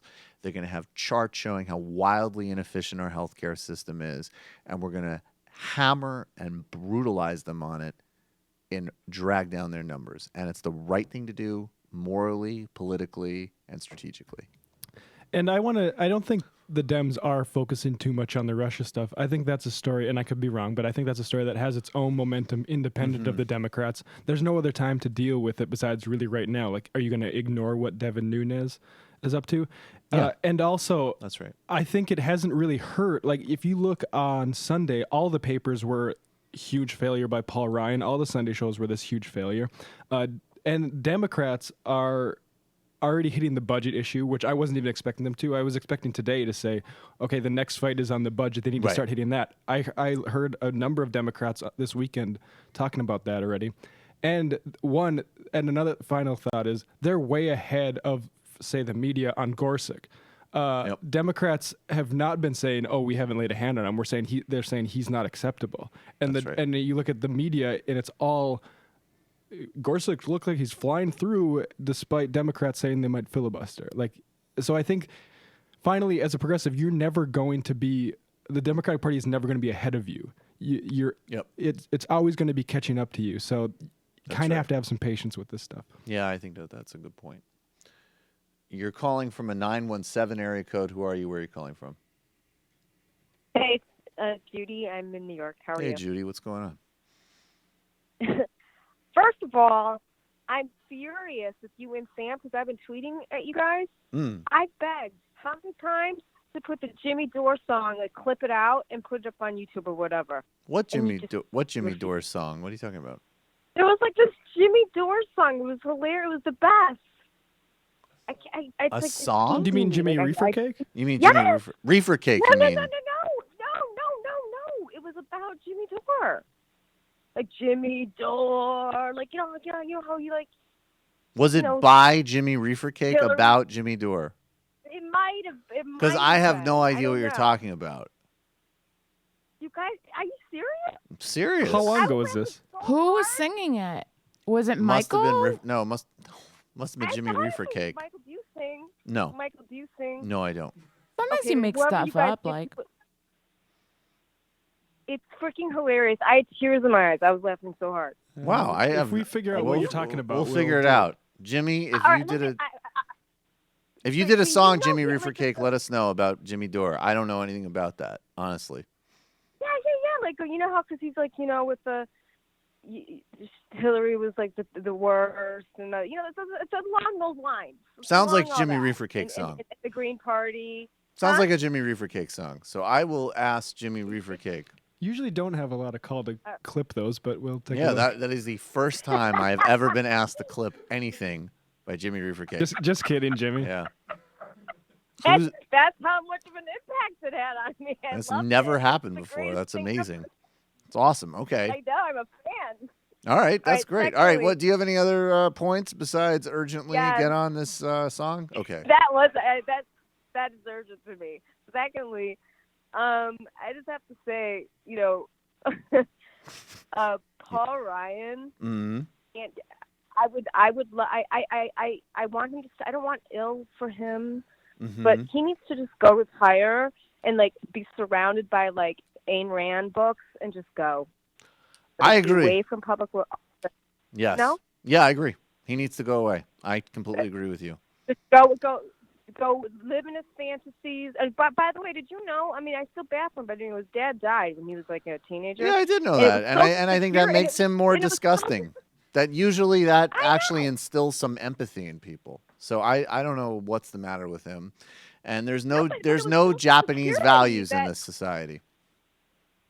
All right. Anyway, you guys are the best. Find that song for me, and I'll stop bugging you. Okay? They will find, but ask Matt and Kelly because they're really much more in charge of that type of thing. I have. Well, Okay. I tweeted like. Thanks, Michael. Don't tweet me. No, honestly, don't tweet me that type of stuff because I'm not. It's on my portfolio. And also, but also the thing I would say, just the last point, don't just tweet Matt once or twice. Like tweet at him, 20 or 30. Like you really gotta. All right, thanks for the call. Matt who? Wait, Matt who? Matt Leck, at Matt Leck. Follow him, tweet him. Matt Leck? Yes. How do you spell the last? Wait, you don't know Matt? L-E-C-K? L-E-C-K. All right. L-E-C-H. L-E-C-H. Matt is Yes, thank on the you. show every day? That Matt. She might not have known what show she was calling into. Yeah. You're calling from a 215 area code. Who are you? Where are you calling from? Yes, hello? Yep, 215. Hello? Yeah, you're on. Yeah. Sorry about that. I'm just calling because I find it very interesting that all the economics that you talk about, Obamacare. Mm-hmm. There's one aspect though that's like a cultural matter, Mm-hmm. which is that there's also like this resentment that a Black American can provide a system Yeah, I agree. of care, Yep, I agree. right? Definitely. And just to bring like some levity to this, Yeah. do you remember the movie Blazing Saddles? Yeah, I mean, yeah, like from ages ago. Yeah, sure. Well, yeah. So you kind of follow me. The premise is that they bring in a Black sheriff to make sure that the town goes to hell. Not good. Right. Right. But and it turns out that it doesn't work that way. So he does a good job and So it pisses everybody off. But he does a good job, right? Right. But it's almost like they want to keep Obamacare but not give the credit to the Black guy. Oh, I think that there's totally a part of that. And I think that another thing it reminds me of is I listened once to some, I don't know, maybe it was like This American Life or something. It was a long time ago, but it was about, Harold Washington, who was the mayor of Chicago, right, in the early 80s. And this was a guy, he was the first Black mayor of Chicago, and he faced racism like going to a church event in a certain neighborhood as the mayor and like getting spat on, right? Like that level of right? And what was funny was that, I mean, in a depressing way, but it was pretty funny. One of the guys they were talking to, he wasn't like a prime like person who targeted Harold Washington or anything, but he was just kind of like, man on the street, kind of like, yeah, we were young, we were Polish. He wasn't the right color. I could see in retrospect it wasn't good that I did it. He was kind of weird because he wasn't defending himself, but he definitely was not like Road to Damascus. It was just kind of like, yeah, that's what happened. You had a black mayor, he comes to the neighborhood, you call him the N-word, right? Like very matter of fact. And then at a certain point in the interview, out of nowhere, he goes, come to think of it though, Harold Washington was the best mayor we had.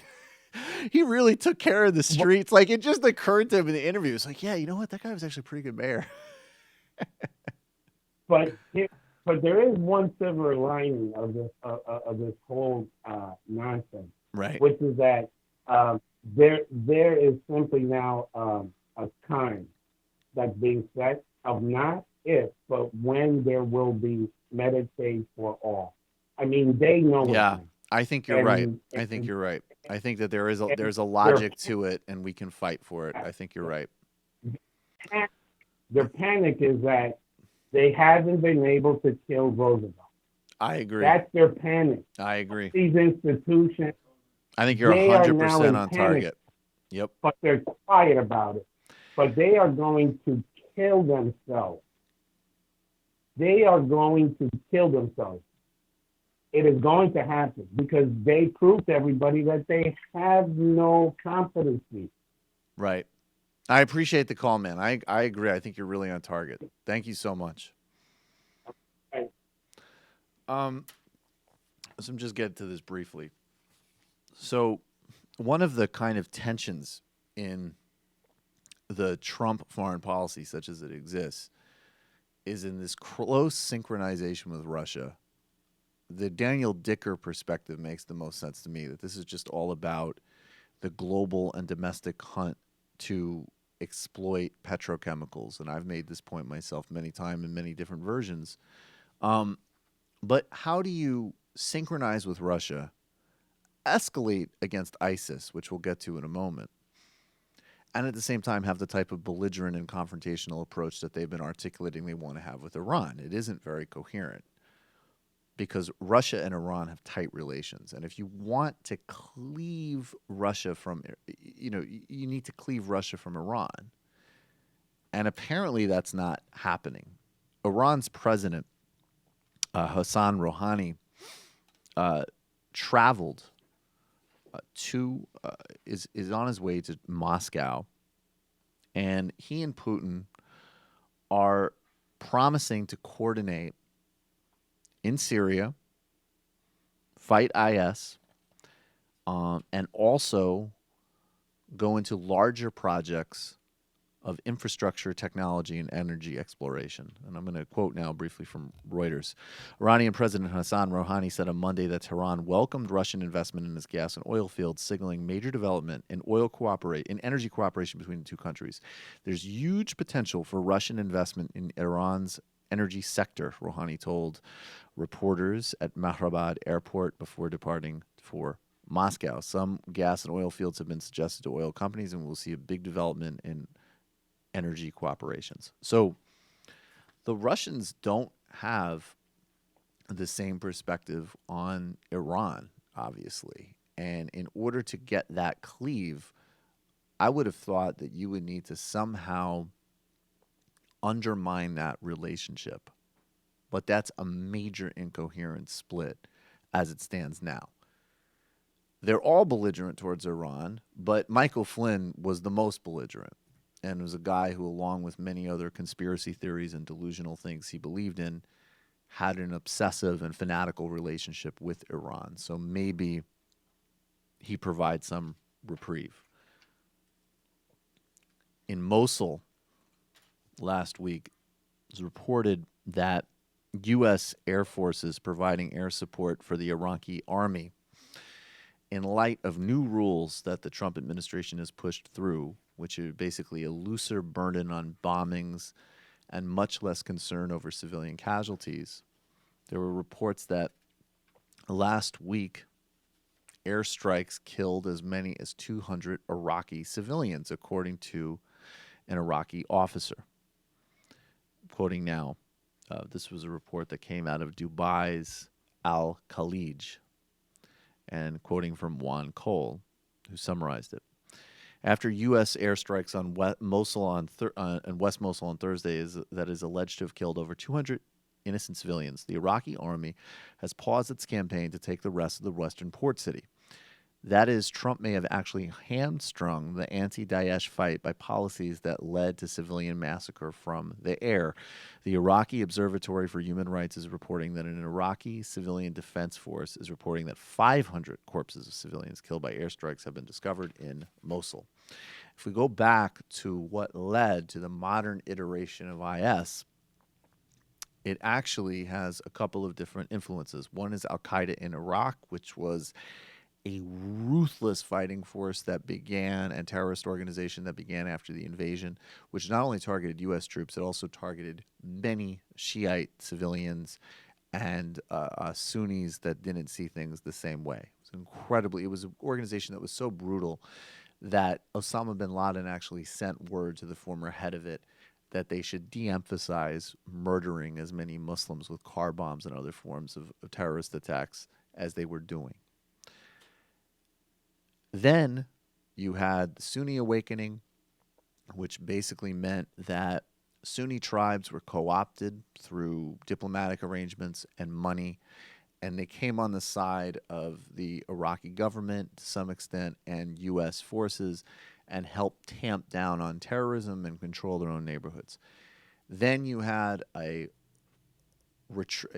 Shiite government come to power in Iraq that was interested in retribution and not reconciliation, which led to deep repression of Sunnis and, in some cases, supporting militia groups which engaged in massacres and other horrific human rights abuses.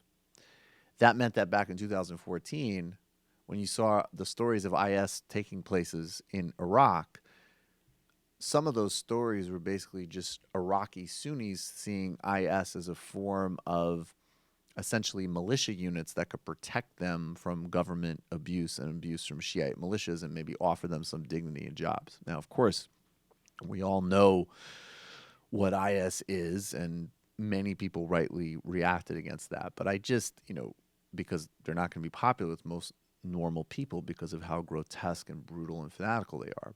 But I just say that all that to say that obviously the subtext of all of this is U.S. killing of civilians, U.S. interference in Iraq. And we can see quite practically here that these civilian casualties are disrupting a strategy that was going to be put into play. And then I make the final addendum point, which is that if you were out suggesting that Donald Trump offered a less interventionist foreign policy, one that was going to lead to less deaths of less innocent people, well, you definitely should be owning up to your massive delusion right now. You're calling from a 908 area code. Who are you? Where are you calling from? Hi, Michael. Hi. This is Luzette in New Jersey. Hey, Rosette. What's going on? I just want to go back to healthcare for a second. Okay. John Wisniewski last Saturday, who is a candidate for the Democratic nomination for governor in New Jersey. Mm-hmm. He held a Healthcare for All forum in Elizabeth, New Jersey on Saturday afternoon, where he rolled out his Healthcare for All plan. It's basically Medicare for all in New Jersey. Oh, that's great. And that's great. It's a major part of his platform. His website is wiz2017.com. It's WIZ 2017.com. It's very simple. Mm-hmm. And if you go to the news tab, you'll see all those particulars. He's going to fund it by a combination of federal funds, state funds, and premiums paid by people, citizens. And it would cover everybody, every resident of New Jersey and everybody who works in New Jersey. It would replace Medicaid, and he didn't address whether it would replace federal Medicare, so I'm not sure about that. Okay, I'll have to look into that. I want to know specifically what about the premiums part, but it sounds really great, really promising. Yeah, we'll see what happens. He's running against Phil Murphy, who spent 23 years on Wall Street and has a ton of money. Okay. So we don't know what's going to happen, but right. We'll see. All right. Well, when is that primary? November 7th, Okay. 2017. All right. So there's still some time. All right. Thank you Oh, so no, much. so that's the general. Sorry, that's the general. The primary is June 6th. Oh, okay. So I mean, is there any polling on it? Do you have a sense of what it looks like? I know Murphy's the front runner. I don't know the Okay. numbers, though. Okay. Well, He's- everybody he's should got, check it millions. out. Check it out in New Jersey. I appreciate the. It sounds Right. like the follow-up to John Corzine. All right. I appreciate the call. Yeah, it's wiz2017.com. Yeah. Thank you so much. Bye. Okay, sure. All right. We've been talking about people who want to help America, people who are crazy on Twitter. Now let's get to the active harmers of America, and we'll start with one of the godfathers of harm, Sean Hannity.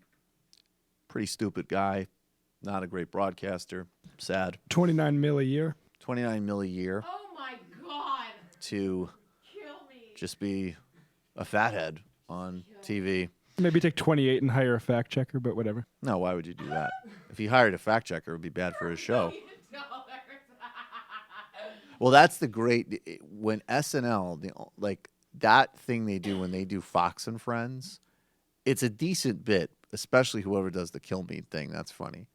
But when they would run, they'll always end with like, and just at the end, a few things from our fact checkers, and then it just ends up just swimming across the whole, like, and it's everything from like, like Obama's not a bureau chief in Al Qaeda, the Jetsons is not a chapter in Exodus in the Bible, like, it's really great. So, yeah, I don't think Sean Hannity would be able to do the work he did with a fact checker. He's an interesting combination of like doesn't care and not smart enough to know. And he was on which is right in the sweet spot. He was on CBS this morning with Ted Koppel, and Ted Koppel, you could tell, is kind of like he's been in the process of discovering these people recently.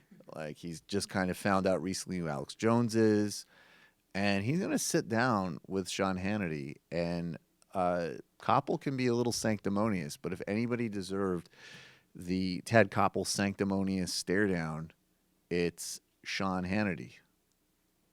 We have to give some credit to the American people that they're somewhat intelligent and that they know the difference between an opinion show and a news show. Yeah. You're cynical. Look at that. Yeah. I am cynical because, You think we're bad for America? You think I'm bad for America? Yeah.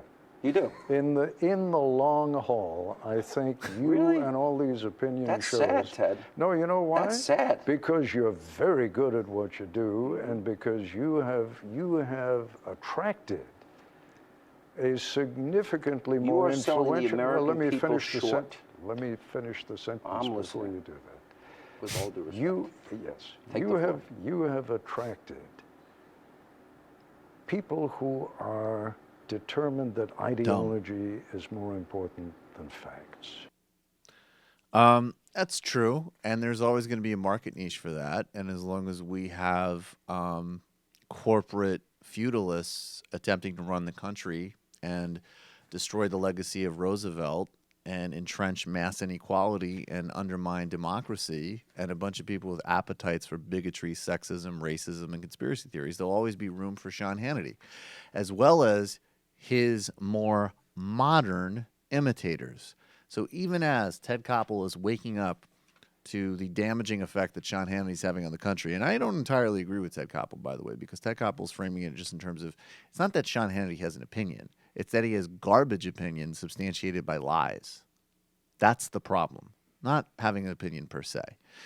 But now we can see the children of Sean Hannity, the spiritual children of Sean Hannity. There's a guy named Mike Cernonovich, who I never heard of until old Matt alerted him to my attention a couple years ago by showing me a clip of some guy who definitely took too many steroids and had a kind of awkward voice, basically talking about how he loves video games and Gamergate and integrity in journalism. And it was definitely the type of thing that I would say, Matt, this is great. I'm glad this is entertaining for you. But I would give him I'm going to be reading my papers on Yemen now, Matt.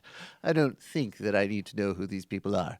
Meanwhile, little I know that Matstradamus over there. These people are going to be running the United States in a couple of years. So he was completely right and I was wrong. And Cernovich turned a sort of like, apparently like grade C motivationalist. Here's how you sort of vaguely rape women website and hucksterish, pills and whatever else is going on in this very, very troubled man's life into an active Twitter following, which helps spread things like the Hillary Clinton has Parkinson's conspiracy. And, of course, in modern America, this is where you still get to, bootstrap yourself and come to the top, which is that if you make up nonsense on Twitter, you can end up on 60 Minutes. And here is Mike Cernovich, failed lawyer, Twitter rumor spreader, and, scumbag pickup motivation guy who doesn't really know how to talk well, speaking with Scott Paley on 60 Minutes and basically explaining his mentality for modern social media. These news stories are fakes. They're definitely not fake. They're lies. They're not lie at all. 100% true. Do you believe that, or do you say that because it's important for marketing your website? Oh, I believe it. I don't say anything that I don't believe. At other times, Cernovich has said himself that he knows how to stir up social media storm and seems to have actually some awareness about what he's doing. We have this quote here, and we're going deep here, but this is from Sartre. It says, essays on anti-Semites and the Jew, which I would read.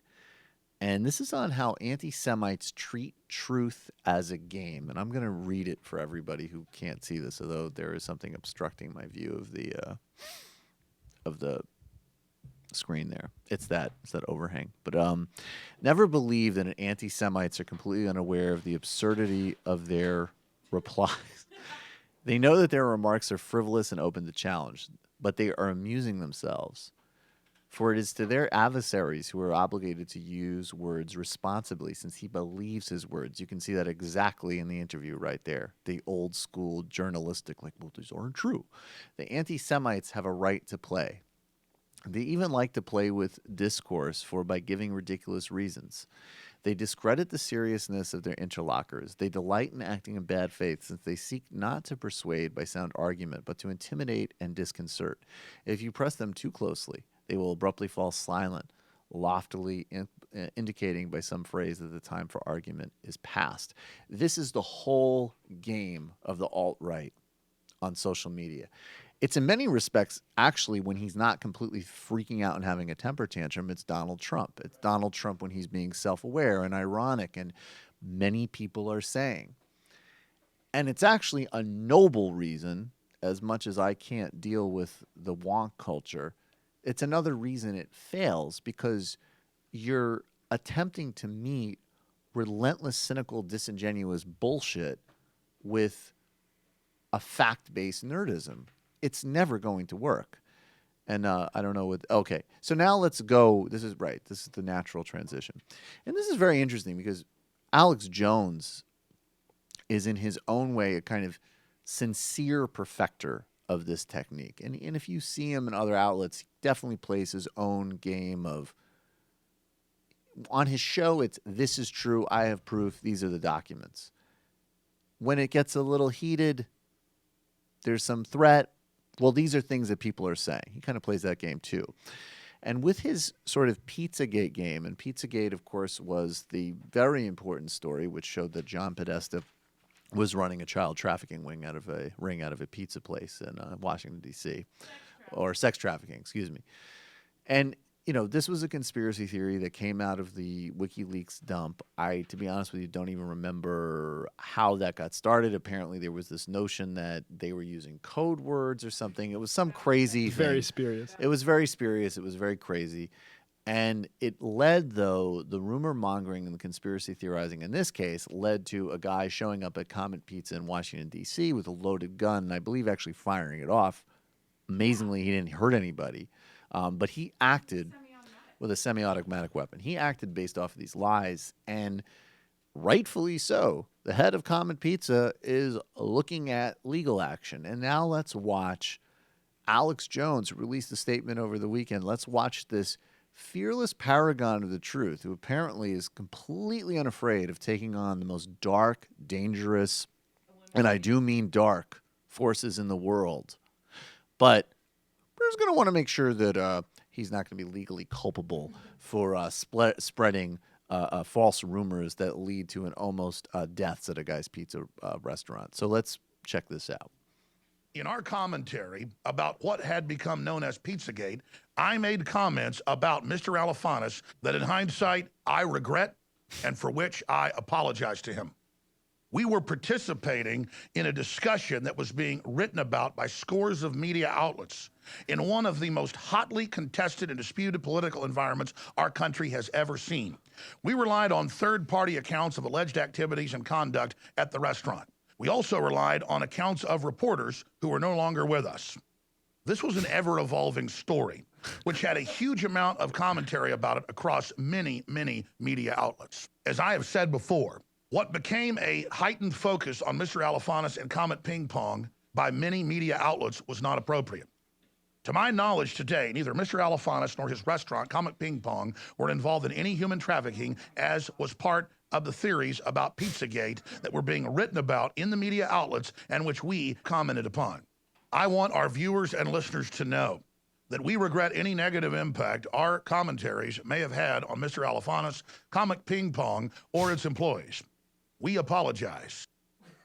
So I think that answers the question of what degrees are this an act and to what degree is he genuinely crazy? He's still going to have to pay. And also, let's just all give up now. The info war. I'm giving up exactly at this Apparently, moment. there's another statement that's coming out today about this. Yeah, well, he said he's got something at 4 o'clock, so we'll see tomorrow. But one thing I don't think he was betting on when he started the info war was if the other side got lawyers. Yeah, that seemed to be everything was factored in for, from the secret death squads to the FEMA camps to everything else, to the fake actors, but the one thing that wasn't factored in is if you make some lunatic show up at my pizza place and almost kill people because you're spreading nonsense, maybe I'll lawyer up on you, scumbag. Thames Darwin. Pursuant to the point in the interview, it's absolutely correct that insurance markets make no sense. Insurance is for low-frequency, high-cost events. In contrast, everyone gets sick, so it's high-frequency. Space Bear, a Republican, told me that we need insurance companies because the private market innovates. I asked them what they were innovating. Well, what they're innovating is new ways of denying you care and taking your money. Can actually be incredibly innovative in that. Unable to answer the question, I posed the possibility insurance companies were busy innovating ways of saying no. What else are they doing? Oh, geez. Obi-Wan lied to Luke about his father being dead. It was a metaphorical death for something, but Luke wanted to know if his father was alive, not just on the dark side. You little cuck. Question for Kelly. Do you wear gloves when you are out punching Nazis, or do you roll a bare knuckle? Spiky gloves, but I never punched a Nazi yet because I didn't see one that I knew was a Nazi. All right. And I don't know. I may or may not punch someone on the street. I don't know. Being that as it may, text your suggestions to Kelly. Spiky gloves. Yes. Attorney General Andrew is further evidence of how racist we were in 1986, the year Jeff Sessions was denied a federal judgeship for being too racist. 1986 was also the year the movie Soul Man was released. Soul Man stars former Sam Seder co-star C. Thomas Howell in his character's attempt to get an affirmative action scholarship by donning blackface. What the fuck? Seriously? Wow. All right. Harvard Law School. Yeah! Oh, there's a Soul Man ad right here. Tuition and fees. $10,493. Pause it. That sounds like absolutely nothing in today's world. Go ahead. Harvard Law School. This is a big day for all of us. That's why I've decided to let you pay your own way. Estimated annual living expenses. You ever applied for a loan before? $7,500. Mr. Watson, you don't pay your bills. Get out. total for 3 years of law school. Wait a second, look at this. Full tuition for the most qualified applicant, most qualified black applicant. $53,979. Don't you think you're overreacting? No. Congratulations, Mr. Watson. Thank you, sir. Whoa, no! Some people will do anything to get into Harvard. It's gonna be great. These are the 80s, man. It's the Cosby decade. For Mark Watson, all it took was a little soul. I'd like you to meet my good friend, Kareem Abdul-Ali. So we got Washington here on a coin toss, so he'll take Leon. That's Watson. Right. Sorry, Marcus. Yeah, there may be a problem here. Your roommate was What? a black Negro. A black Negro? You know, there's something really strange about you, and I don't know what it is. Yeah, you're in blackface. God, is she beautiful? You gotta believe me. He must have learned a great deal more than you bargained for. Tell her your wife. What's going on? Can we blame him for the color of his skin? Mom, Dad, I'm black. What? No, you're crazy. Mark Watson. Come on now! From the producer of Risky Business, Soul Man. He didn't give up. He got down. He really hates me.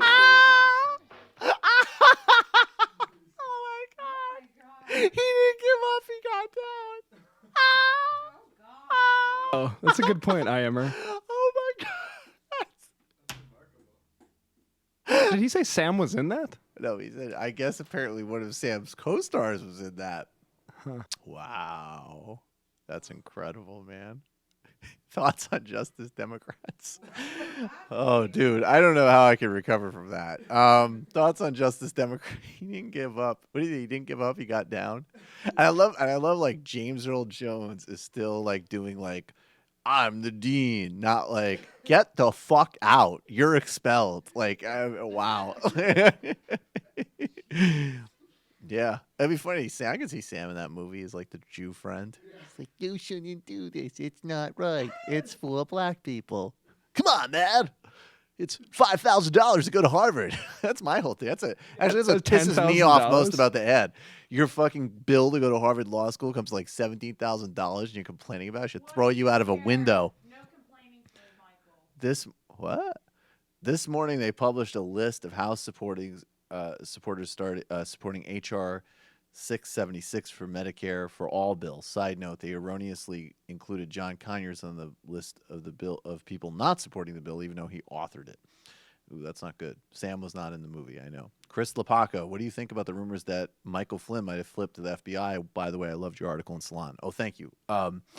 New piece in Salon came out over the weekend about how if you watch Bill Maher or Homeland, you're getting dumber on the Middle East. Check it out. Maybe throw a link up on the blog.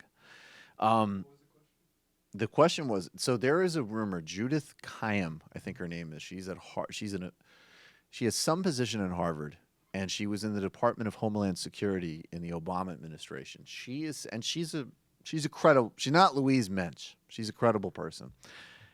She supposedly said, she said that she has sources that have told her that Michael Flynn has struck a deal with the FBI. So I want more confirmation of that, obviously.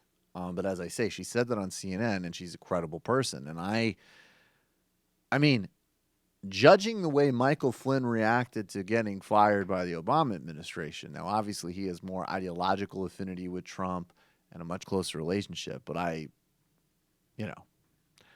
and especially if he's actually facing actual criminal consequences, I would certainly not put it past him saving his own neck. Now, what's really weird, and I think an IMer pointed this out a couple days ago, is that one of these tabloids that Trump is close with, I think it's the Inquirer, but I won't lie to you, I don't remember which one specifically.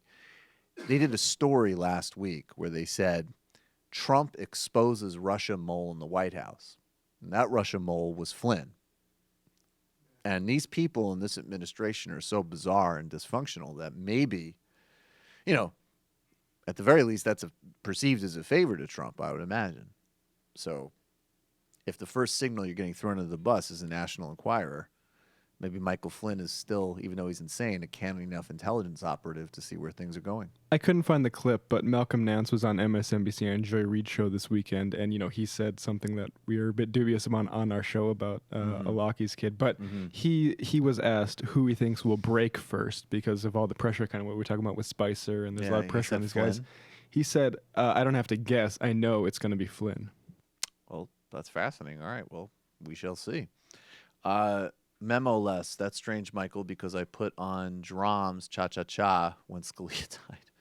Death Camp for Gulak. Summary of today's interview. Say wonk again. Say wonk again. I dare you. I double dare you, motherfucker. Say wonk one more goddamn time. Dutch Vader. Holy shit. More Amy Goodman impressions, please.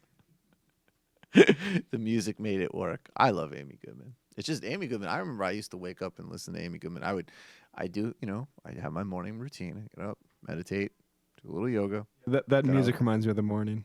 That I would put on Amy Goodman, and then you have that kind of kind of peppy, kind of whatever music, and then she would come on, and it's a great show. I mean, right. I feel like I'm about to watch like a socially responsible, Anyways, and then they would come on, and then Amy, who not only is Amy Goodman good, I mean, Amy Goodman is one of like the godparents of this whole industry, right? Like she's a pioneer of all progressive independent media. But I mean, there was a certain point where I just noticed walking somewhere at like 9, just being like, and then 4 nuns were raped and killed in Guatemala as part of the ongoing fallout of that country's civil war. U.S. forces did not respond to claims that they called the nuns ugly lesbians before they were burned and thrown in a drum of acid by that country's military forces. Point is, it gets very depressing. But she is, she's the best. Nice to hear one of the dry boys on today's show, but I was disappointed by the lack of skull shapes and pack of misogyny. Good stuff otherwise. Comrade Kelly, a specter is haunting America, the specter of communism. Kelly probably. Black Jello, Obi-Wan and Vader portrayed and murdered Luke's father. But Obi-Wan said Vader portrayed and murdered Luke's father, so that wasn't true. Holomodorable, Chapo sucks. Lawnchair Media. NY Times headline called the healthcare bill a victory for Democrats. It's not. It's a victory for the status quo, and it's a sign GOP can't govern. That's all. Nefhart. Well, it is. It's a victory for Democrats. Yeah, in practicality, it's a victory for. You got to be able to declare some victories, guys. It's a political victory for Democrats. Nefhart. Any Sam Harris, Bill Murray fanboys react to Michael's Salon article yet? Yes. Anytime you write, and happy Monday. Anytime you write about that stuff, there's always going to be like at least. I mean, they're less so than they used to be. But I got a bunch of like, have you ever read about Mohammed? It's actually really funny because we did get one of the ones of like,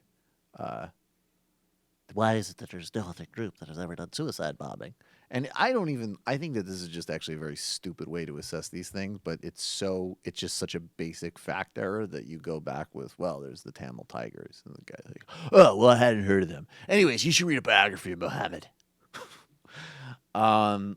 Chicago hot dog. Mainstream Dems will correctly argue that there aren't enough votes for single payer when what they fail to appreciate is that fighting for single payer, even when it's not immediately realizable, educates the public on the mechanics of risk pools, shifts the framing, lets people imagine a future without for-profit insurance. Absolutely. Colin Doucette, Trump Joffrey.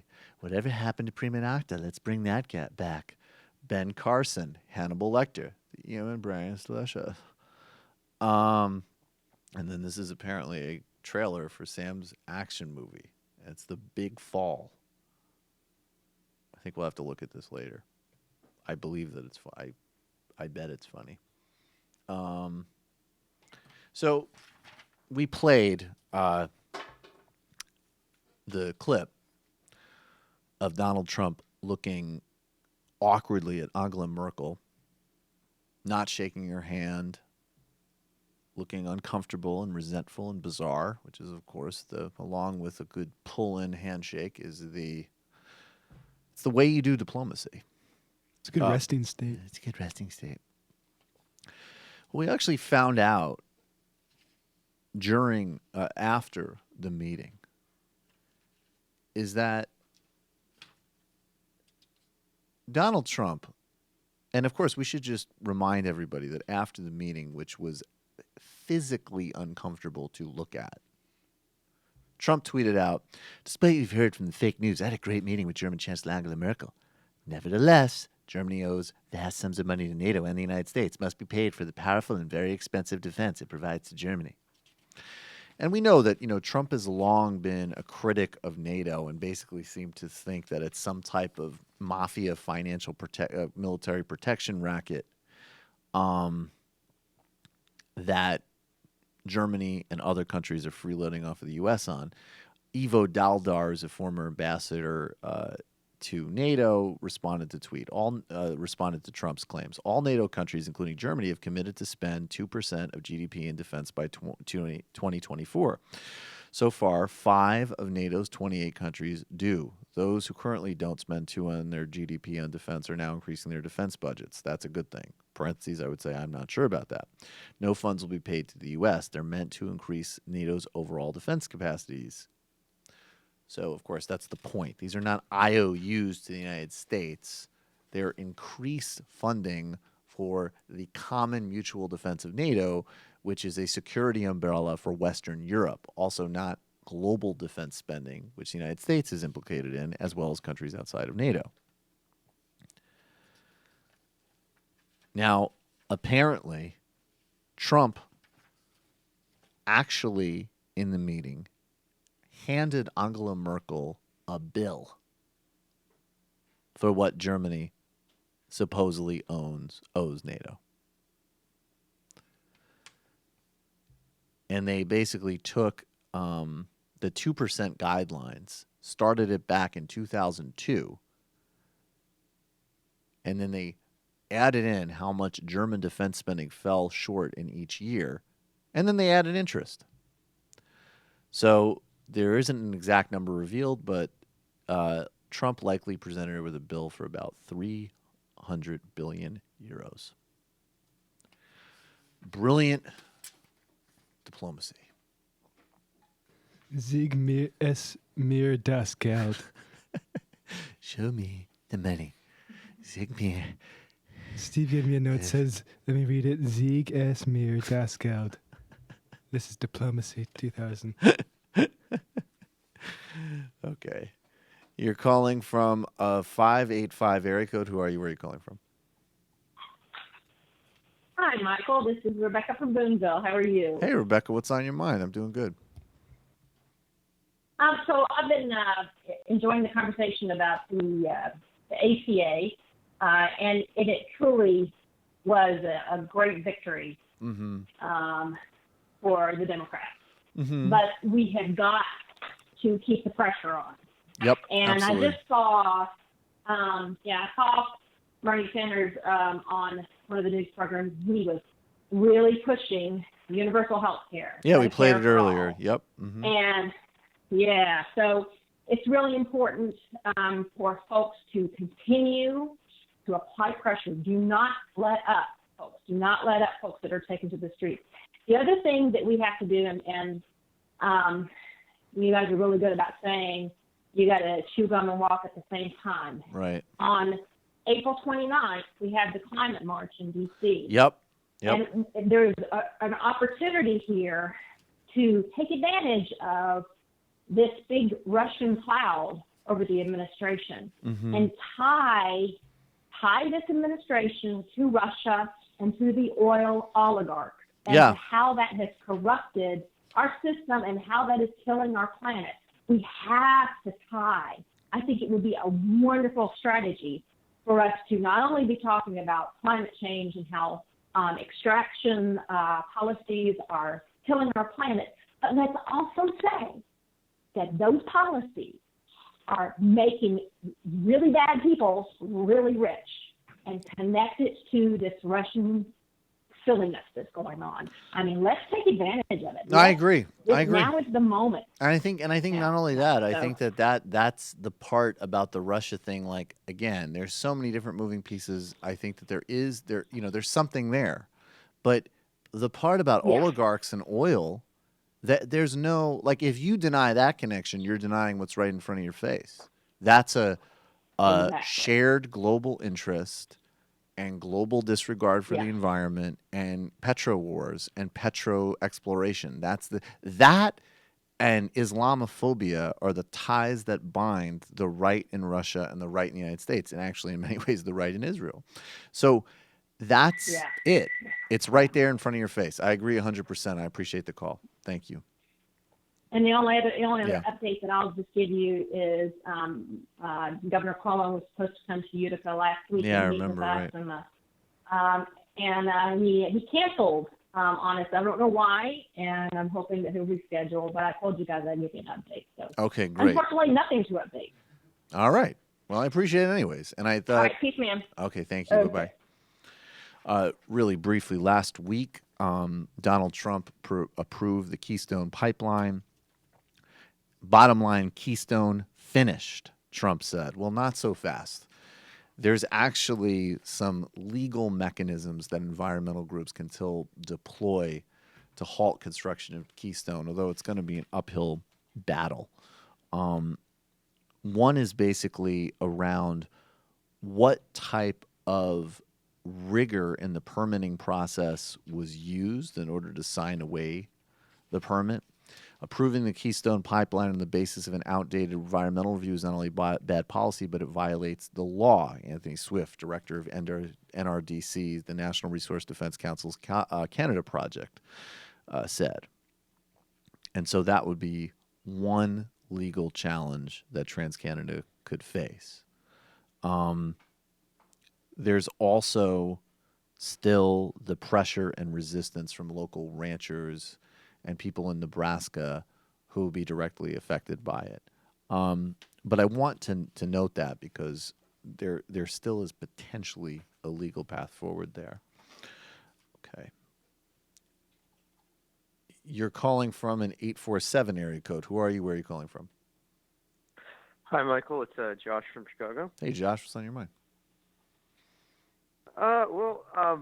So, I mean, we've been talking a lot about the ACA and sort of how Republicans basically just want to leave people starving. Right. You know, they have no problem leaving, people starving if it means that they get, a tax cut. Yeah. And I think it's essentially, and I guess this is more of a comment. It's a comment and a question. And I sort of found this out. I thought I had some very moderate Republican friends, and I've been debating with them since the election. And it turns out, essentially, they're not moderate. Not only do they think Obamacare, not only do they think Obamacare is like this liberal piece of legislation, but they also think that they basically don't want Obamacare because they think it takes too much out of their taxes, and so they shouldn't be responsible for other people's health care. And so they basically don't have a problem with seeing, people starving and sick on the streets if it means they get a tax break. Right. And their argument also is their argument also is that, like, people who don't want these people are being forced to get health care. Right. And so my question is, I guess, why doesn't the mainstream media, and I realize we do, start to hold people like Paul Ryan to the same account and to the same batshit craziness that we do somebody like Donald Trump? Because I actually think Paul Ryan is, in some ways, a lot more dangerous than Trump. Yeah, I agree. What are you going to say, Matt? I mean, at least a policy level. Yeah, I think it's going to take a long time. A lot of these people don't have the muscles to do that. I mean, Ali Velshi on MSNBC has been really good at it, but that's because he has experience with the Canadian system. I think, I don't know. I think the media slowly at a glacially pace has getting better at debunking certain things that the Republicans roll out, but they're going to suck, and they're not going to be able to. They're never going to help you pass any of this stuff. Yeah, no, I agree, and I think you can see from the mainstream, like there's pieces in Politico and other places of like, this bill was a dumpster fire. Paul Ryan doesn't have the magic touch that everybody's been pretending he's had for. So because of the way they're used to working, he'll get hit on, this is just bad politics. He didn't know how to whip his vote. The people don't follow his leadership. He got on his knee and begged for votes and he failed. They're very comfortable in that mode. But there is, look, this is what I say all the time. We are in a weird position when you have people who are not only national leaders, they're the governing party of the country, and they advocate for things that are essentially like the moral equivalent of NAMBLA. Like, it's disgusting. It's morally obscene to advocate for redistributing money to wealthy people when people are hungry or cold or sick or don't have housing or health care. It's disgusting. It's, on its face, morally grotesque. And anybody that advocates for that, whether they're a national leader or as an individual, they could still be your friend. They could still be fun people or whatever. But there is no, and I have friends like this too, but they know what I think of it. I think, as with regards to their role in public life, they're disgusting and they're politically the enemy. There's nothing to it. And if you're committed to that worldview, that is where those stereotypes hold. There's people that are incredibly stupid that think that somehow if you deregulate everything, it will magically work out. And then there are people who are morally grotesque. And they think that their couch change not getting taxed or whatever is more important than people having their needs met. And the media developed, like, you think about it, from 1968 to 92, there was a Democrat in office for four of those years. Like, that's a pretty significant time for the development of the corporate media. They've sort of ingrained this thing that we're going to take Republicans seriously, even though, like Michael said, they're grotesque. Yeah, and they're used to being. Look, how many times did you hear? Just even, in the Obama era, I remember, stories being like, well, this is something that some, arch conservative Republican supports and an arch liberal like Rahm Emanuel. Rahm Emanuel is not remotely liberal. What you're saying is that an ultra right-wing Republican was willing to slightly modify on something, which they're not even willing to do anymore. And then a corporate right-wing Democrat was willing to find a neoliberal pseudo solution to a problem, which is not, that's a dog, not even like a dog bites dog story. That's like a dog sniffs something that smells interesting story. It's the most obvious expected thing in the world. And if you go to that place, The Fix, and Chris Cillizza and that other idiot woman whose name I can never remember, Amber Phillips, that's what you still get. And their only problem with politics is if, Bernie Sanders accurately calls Donald Trump a liar, because that's rude.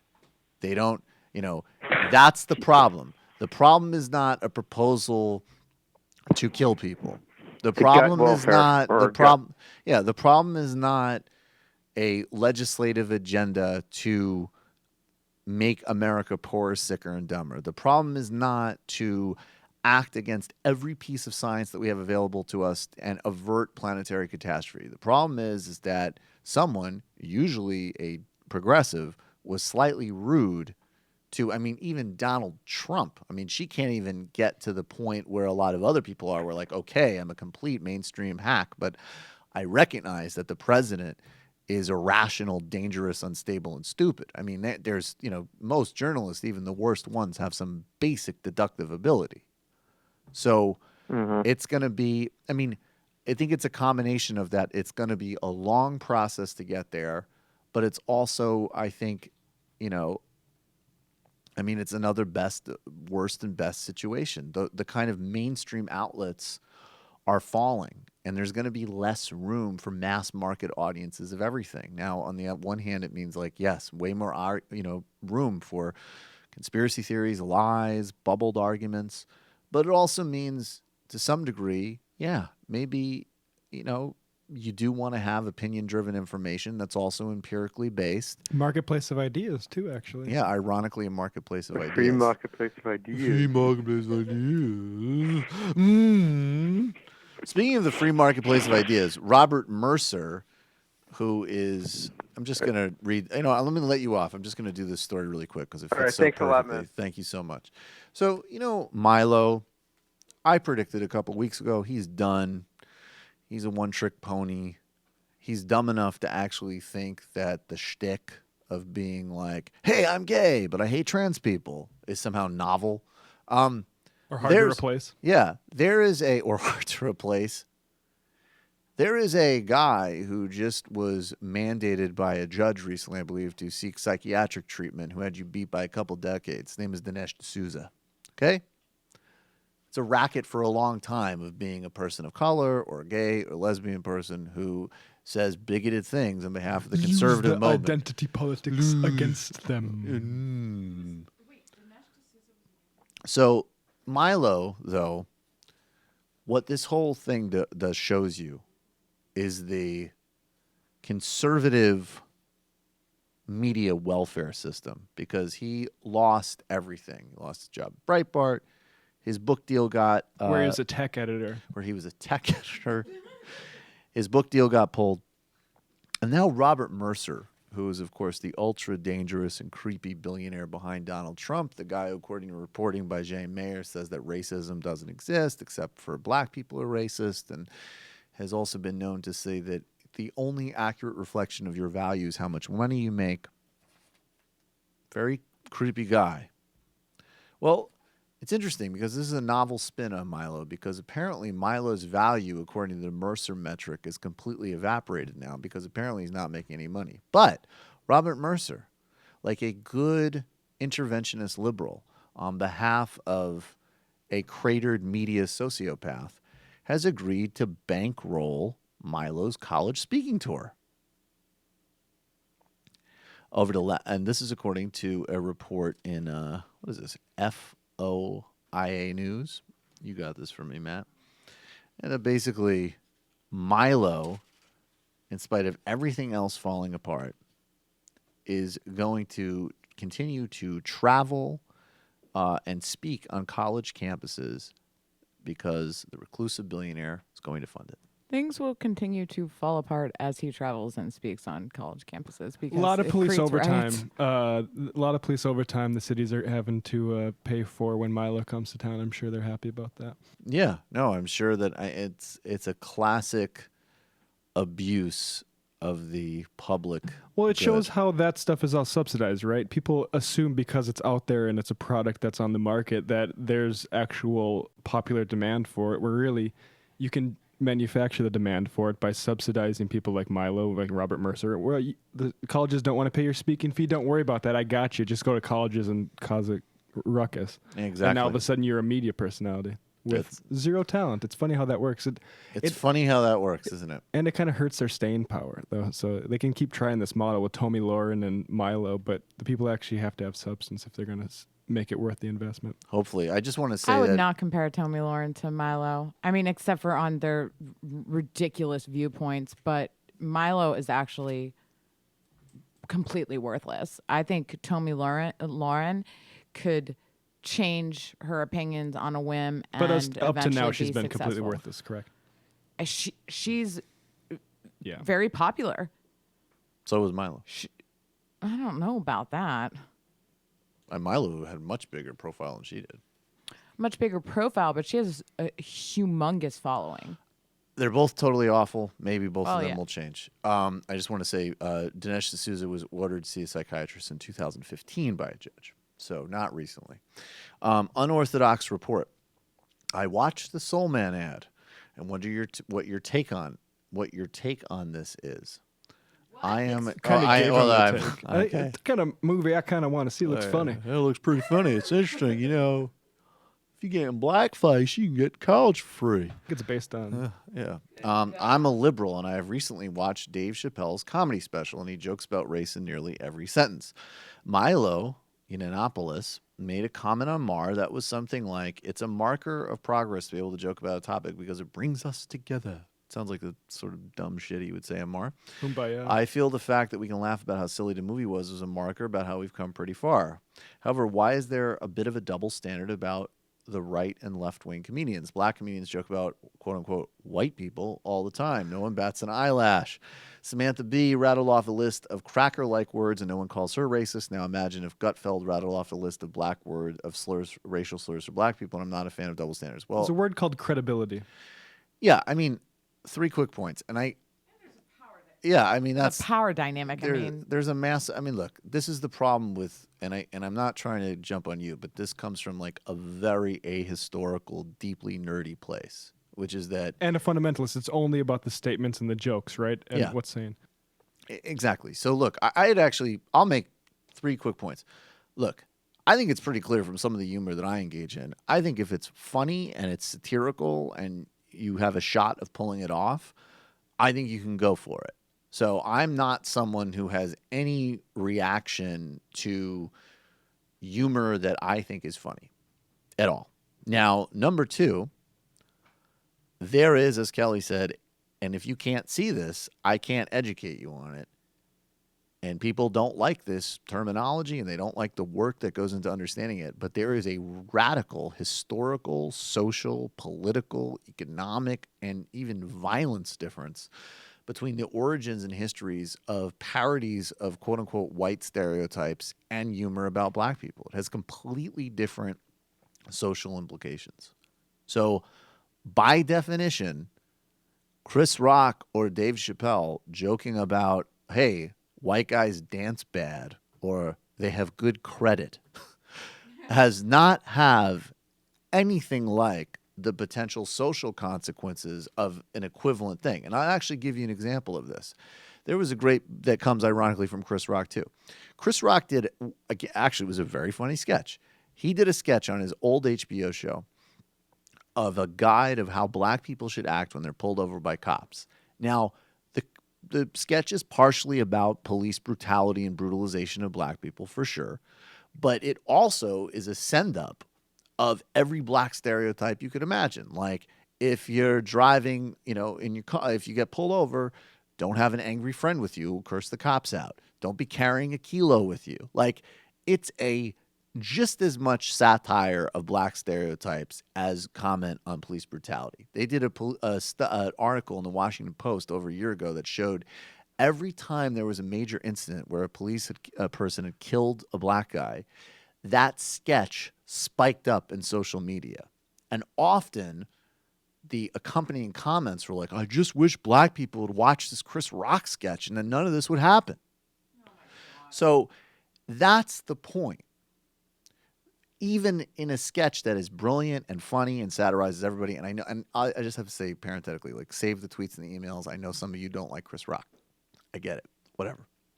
So there's a total historical and political difference. I still think you can go for it, but the Milo, you have to not be afraid to take the consequences if you do. That's the only thing. That's exactly the third point. This whole endless whining and whinging about your free speech. You got free speech. Someone else has free speech too. They have the free speech to say, I thought your joke sucked, or I actually thought that was sexist, or I actually thought that failed. I've gotten feedback on humor. I've gotten that type of feedback, and I'll either say, in most cases, I disagree with you, I don't buy it, or in a few cases, I've been like, that's actually a totally valid point. And in both cases, everybody is exercising their free speech. Unless someone talks over you while you're objecting to certain jokes about the Holocaust. You hold your own in talking overs. Don't worry about it. All right. Okay. I can't even go there. As I'm playman, Bernie in your clip said he can go to Canada 50 miles away in an hour. It takes him 2 hours with no stops. There are always stops. Bernie does lie. Cool G 146. Trump voice. You're going to have big premiums. You're going to have such huge premiums that you're going to get tired of having health insurance. Yeah, pretty much. Wu-Tang Clang. You need to play more of the judge's speech. I swear she's totally loaded. Judge Jeanine does usually seem loaded, doesn't she? Even in the video about that old killer guy, the HBO documentary, she seems a little like there's something going on with Judge Jean. She's an odd duck. M. DeWitt, on the Trump tweet, why does the Trump administration act as if they do not work together or communicate to others? They all pretend that these things happen independently from each other. I think because they both try to throw each other from under the bus, and I think they actually do work independently and have very little coordination with each other, partially because they're all constantly trying to throw each other under the bus. And Trump's whole thing is to say a lot of things that a lot of different people are going to like to hear, regardless of if they're completely contradictory. Right, exactly. Joe Sperry, Mike, love you, but worst Amy Goodman impersonation ever. Who else does Amy Goodman impressions that you're comparing this to? The DX Fool. North Dakota is the home of Roger Maris and RT's Ed Schultz. Pittsburgh is the home of Richard Mellon Scaife and Dennis Miller. Bok bok. North Dakota for the win. I almost said North Korea. Devil, you don't. I tried to do a mat and listen to Democracy Now! At 1.5, and the headlines nearly gave me a panic attack. I bet. And in Aceh, several teens were murdered by that country's ongoing civil war. Max in the MD, what are the odds that Trump persuaded Jeanine to say what she said about Ryan? I have no clue. I don't think it's direct persuasion. I don't think she requires persuasion, but I am quite certain he knew it was coming. Yeah, she's probably like, hey, guess what you're going to see on the top of the show tonight? It's like, how can we subtly point people towards this? It's so interesting because that really, it's so weird because he's usually such a just mess. And by his version, by Trump standards, that's super subtle. Like by Trump standards, that's a subtweet. Is that subtle enough, Ryan? That's subtle enough. Come on, Ryan. God, jeez, I don't know. I don't think it's very subtle at all. But go for it. I'm not going to be able to talk you out of it. I don't want to do it. I don't want any more abuse. You and Steve are going to pin me down and beat me. What the Christ. Ryan from Ohio. Kellyanne Conway is probably on Klonopin. Also, I don't think you guys have any place disrespecting Trump. After all, he's president, and you're not. Okay. Good point. Good point. Majority report, totally sad. Andy Pants. Oh, Judge Jeanine. I actually think it might have gone down like this. Countdown clock on Fox from her show mentioned revelations from Trump's wiretapping claims. Trump sees and tweets. Don't think he wants to diss Ryan, as now he has a real fear of impeachment. Hey, I'm not afraid to kiss ass as long as I'm saving my own. Ryan, great guy, uses bid bet. I appreciate the thought.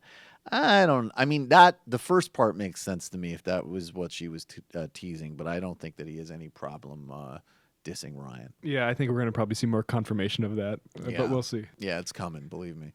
Believe me. Dick Dastardly. Oh, Sam would fit in so well with all the other women on The View. Tweet that in again tomorrow. Joseph Ballin. Is the Freedom Caucus so extreme that there is no way Congress can govern them all? Trump is now looking for help from Democrats. Democrats need to give him the middle finger. You know what? That is the most astute political analysis you've had in a little while, buddy. Trump cannot stop the gridlock that Obama dealt with. Also, the Sam Jimmy Dore right was the biggest split in the left. The Sam Jimmy Dore fight was the biggest split in the left since the Sino-Albanian split in 1970s. That's funny. Secret identity politics. Ryan's previous constantly sounds drunk. Nothing new. Really? I could see that. He usually sounds a little bit more whiny and high frequency. PDX Tony. I frequently hear how we're the one Islamic domestic terrorist attack from Trump and the Republicans successfully consolidating their power versus the Dems and the left. Have you believed this, and how do you think the dynamic has shifted in the light of the healthcare debacle? Thanks. I still think it's a very real threat, but I also think that the healthcare debacle really helps. Just putting yourself in the frame of people that actually took this whole scam seriously, it shows even if they're not blaming Trump, even if they're still part of the Trump cult and the Trump scam, they saw that his magic touch in Congress isn't going to work. Now, they might blame Congress and it's not his fault and blah, blah, blah, but the notion that he can come in with his special skills is gone. Now, maybe, the real test would have been if Tony Schwartz went in there because he's the one who wrote Art of the Deal. Yeah. Need more single malt. What happened to Woody Guthrie's All You Fascists? Canadian Liberal government announced that we will be legal and regulated by summer of 2018. I don't know what happened to All You Fascists. Producer Lauren, Mega Ditto. The Jimmy Dore song is dope. Play it multiple times, please. Okay, I honestly don't know what this song is, but we will look it up. Bad Idea Society. How many of my nerd friends will post the Morgan Freeman "Stop Talking About Race, the Solution to Racism"? I'm so tired of black people are racist and women are uptight fun wreckers rhetoric. Me too. It's really fucking tiring. Big Mama. Hi, Michael. I wonder if anybody came out with a formula for how many radicals we get for every civilian we kill. I don't think we know that, and it's hard to measure particularly. I mean, now they're stripping away requirements on civilian casualties, certainly. And then when we did drone signature strikes, by definition, you didn't know who you were killing because those were based on behavioral patterns. Hugo Ball, it's a good question, though. You also just have to look at the ramifications of how many civilians you're killing in terms of radicalization. Hugo Ball, how Michael, having nightmarish dealings with insurance companies, couldn't help but sympathize with your guest and his hatred of the complexities of healthcare. Can't we fight fire with fire and put the discussion of healthcare in global competition context where we're losing to other countries such as Germany are winning? Sure. I'm with it. Twitter fingers. Michael, you're great. But you consistently underestimate the influence of online wackos have. These people are just getting started. You could be totally right. And I'm trying to figure out how to talk about them in a way that's useful. Colin, I want to thank you guys for extending me a comp membership. Now that Try and Care has been shelved, the right is letting the Dems take the responsibility for imploding it before it explodes. Trump obviously... It's not going to explode on its own. Yeah, it's not going to. Trump, obviously, the ACA ain't perfect, but you think it's going to destroy itself? No. Could Democrats step in and try to improve it? No, not right now. What they're going to do is they're going to, through Tom Price, they're going to try a lot of maneuvers to make it worse for people, but it's not going to implode. The Democrats need to look, eventually probably look someone helpful, but have a policy that the Republicans cannot support by any sense of the measure. 45, you get into Medicaid, Medicare, public option, done. Wages that I am. Calling right-wing assholes is using oppressive language against oppressors. I'm not sure this is helpful. It makes me afraid to participate in conversation because I don't want to be called a scumbag if you should disagree with me. I do not even know how to begin to respond to that. Bullprog. It's the Cosby decade. Yeah. Jay Tingle. So Liz is no longer at the Washington Post. Soul Man was considered horrifying upon its release, and C. Thomas Howell's career took a major nosedive afterward. Michael Mustow reviewed Soul Man and wrote of his revulsion at witnessing the star C. Thomas Howell enjoying himself during the screenings. The 80s indeed. Okay, just a couple more here. I'm not going to do that thing. Censor sweep. Julie Louis-Dreyfus was also in Soul Man, as was Ronald Reagan's son. I don't know about either of those two things. Andrea Morgan, I'm sending the trailer to every person I know. I'm black, but I have to admit that had me hollering. He didn't give up. He got down. Ian in Baltimore, it's an incredibly mild defense of Soul Man, but the premise is that the main characters think everything will be easy when he changes his race, but he's discriminated against and he feels bad about it. Now that... Not that it makes the movie any less awful. No, I think that what's hilarious about it is judging by I bet they thought in the 80s that they were actually making like a liberal movie. Betsy DeVos lover, I love your show. I'm a paying member of Ring of Fire too, and I'm a huge fan of Two Dope Boys in a podcast as well, though.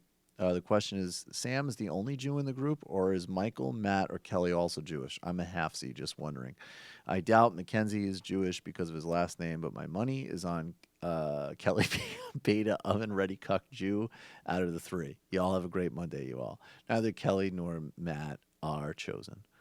Dirk, I am. I vaguely remember the Soul Man ending with the hero recognizing that his scheme is wrong when his black girlfriend is unable to get a scholarship. Oh, that's so fucked up. Bored Ducks. I remember seeing Soul Man in the theater, awkward enough, but the weirdest thing was the vast majority of the audience was not white. Still not sure what to make of that. Okay. Missing Link. Michael Flynn presented a plan to Erdogan to render Gulen to Turkey using Blackwater and Eric Prince. That makes total sense. Flint, I am. Das Führer probably doesn't like Germany for the epic failure of their Aryan takeover. Bannon probably feels like the German free exchange of ideas has been destroyed by regressives ever since 1989. I agree. Or 1940 something. Actually, what Daddy's saying, actually what Republicans want even more than tax cuts is to starve poor people. PGH Pete. If we're on the topic of comedy for humorless leftists, does anybody have an update on Kilstein? That's no comment on any of that. Not safe to drink. I watched both Chappelle's show last night, and the only thing that bothered me was why he chose not to come to Flint for the benefit. It was a real bummer because now it explains why Hannibal Buress, who I like as a comedian, was so uncomfortable in such a hard time. Otherwise, we were all right. Not killing them softly, good but good. I don't know anything about that. Moan and drinks, single payer only option. I agree. And the final I am of the day. Oh, wait, sorry. It's true that when men talk over Kelly, it makes me cringe sometimes. And the final I am of the day. Colin Doucet. How the hell did Samantha get on the show with Charlemagne the God? That's a great question. We're back tomorrow, everybody. It might take all the strength I got to get to where I want.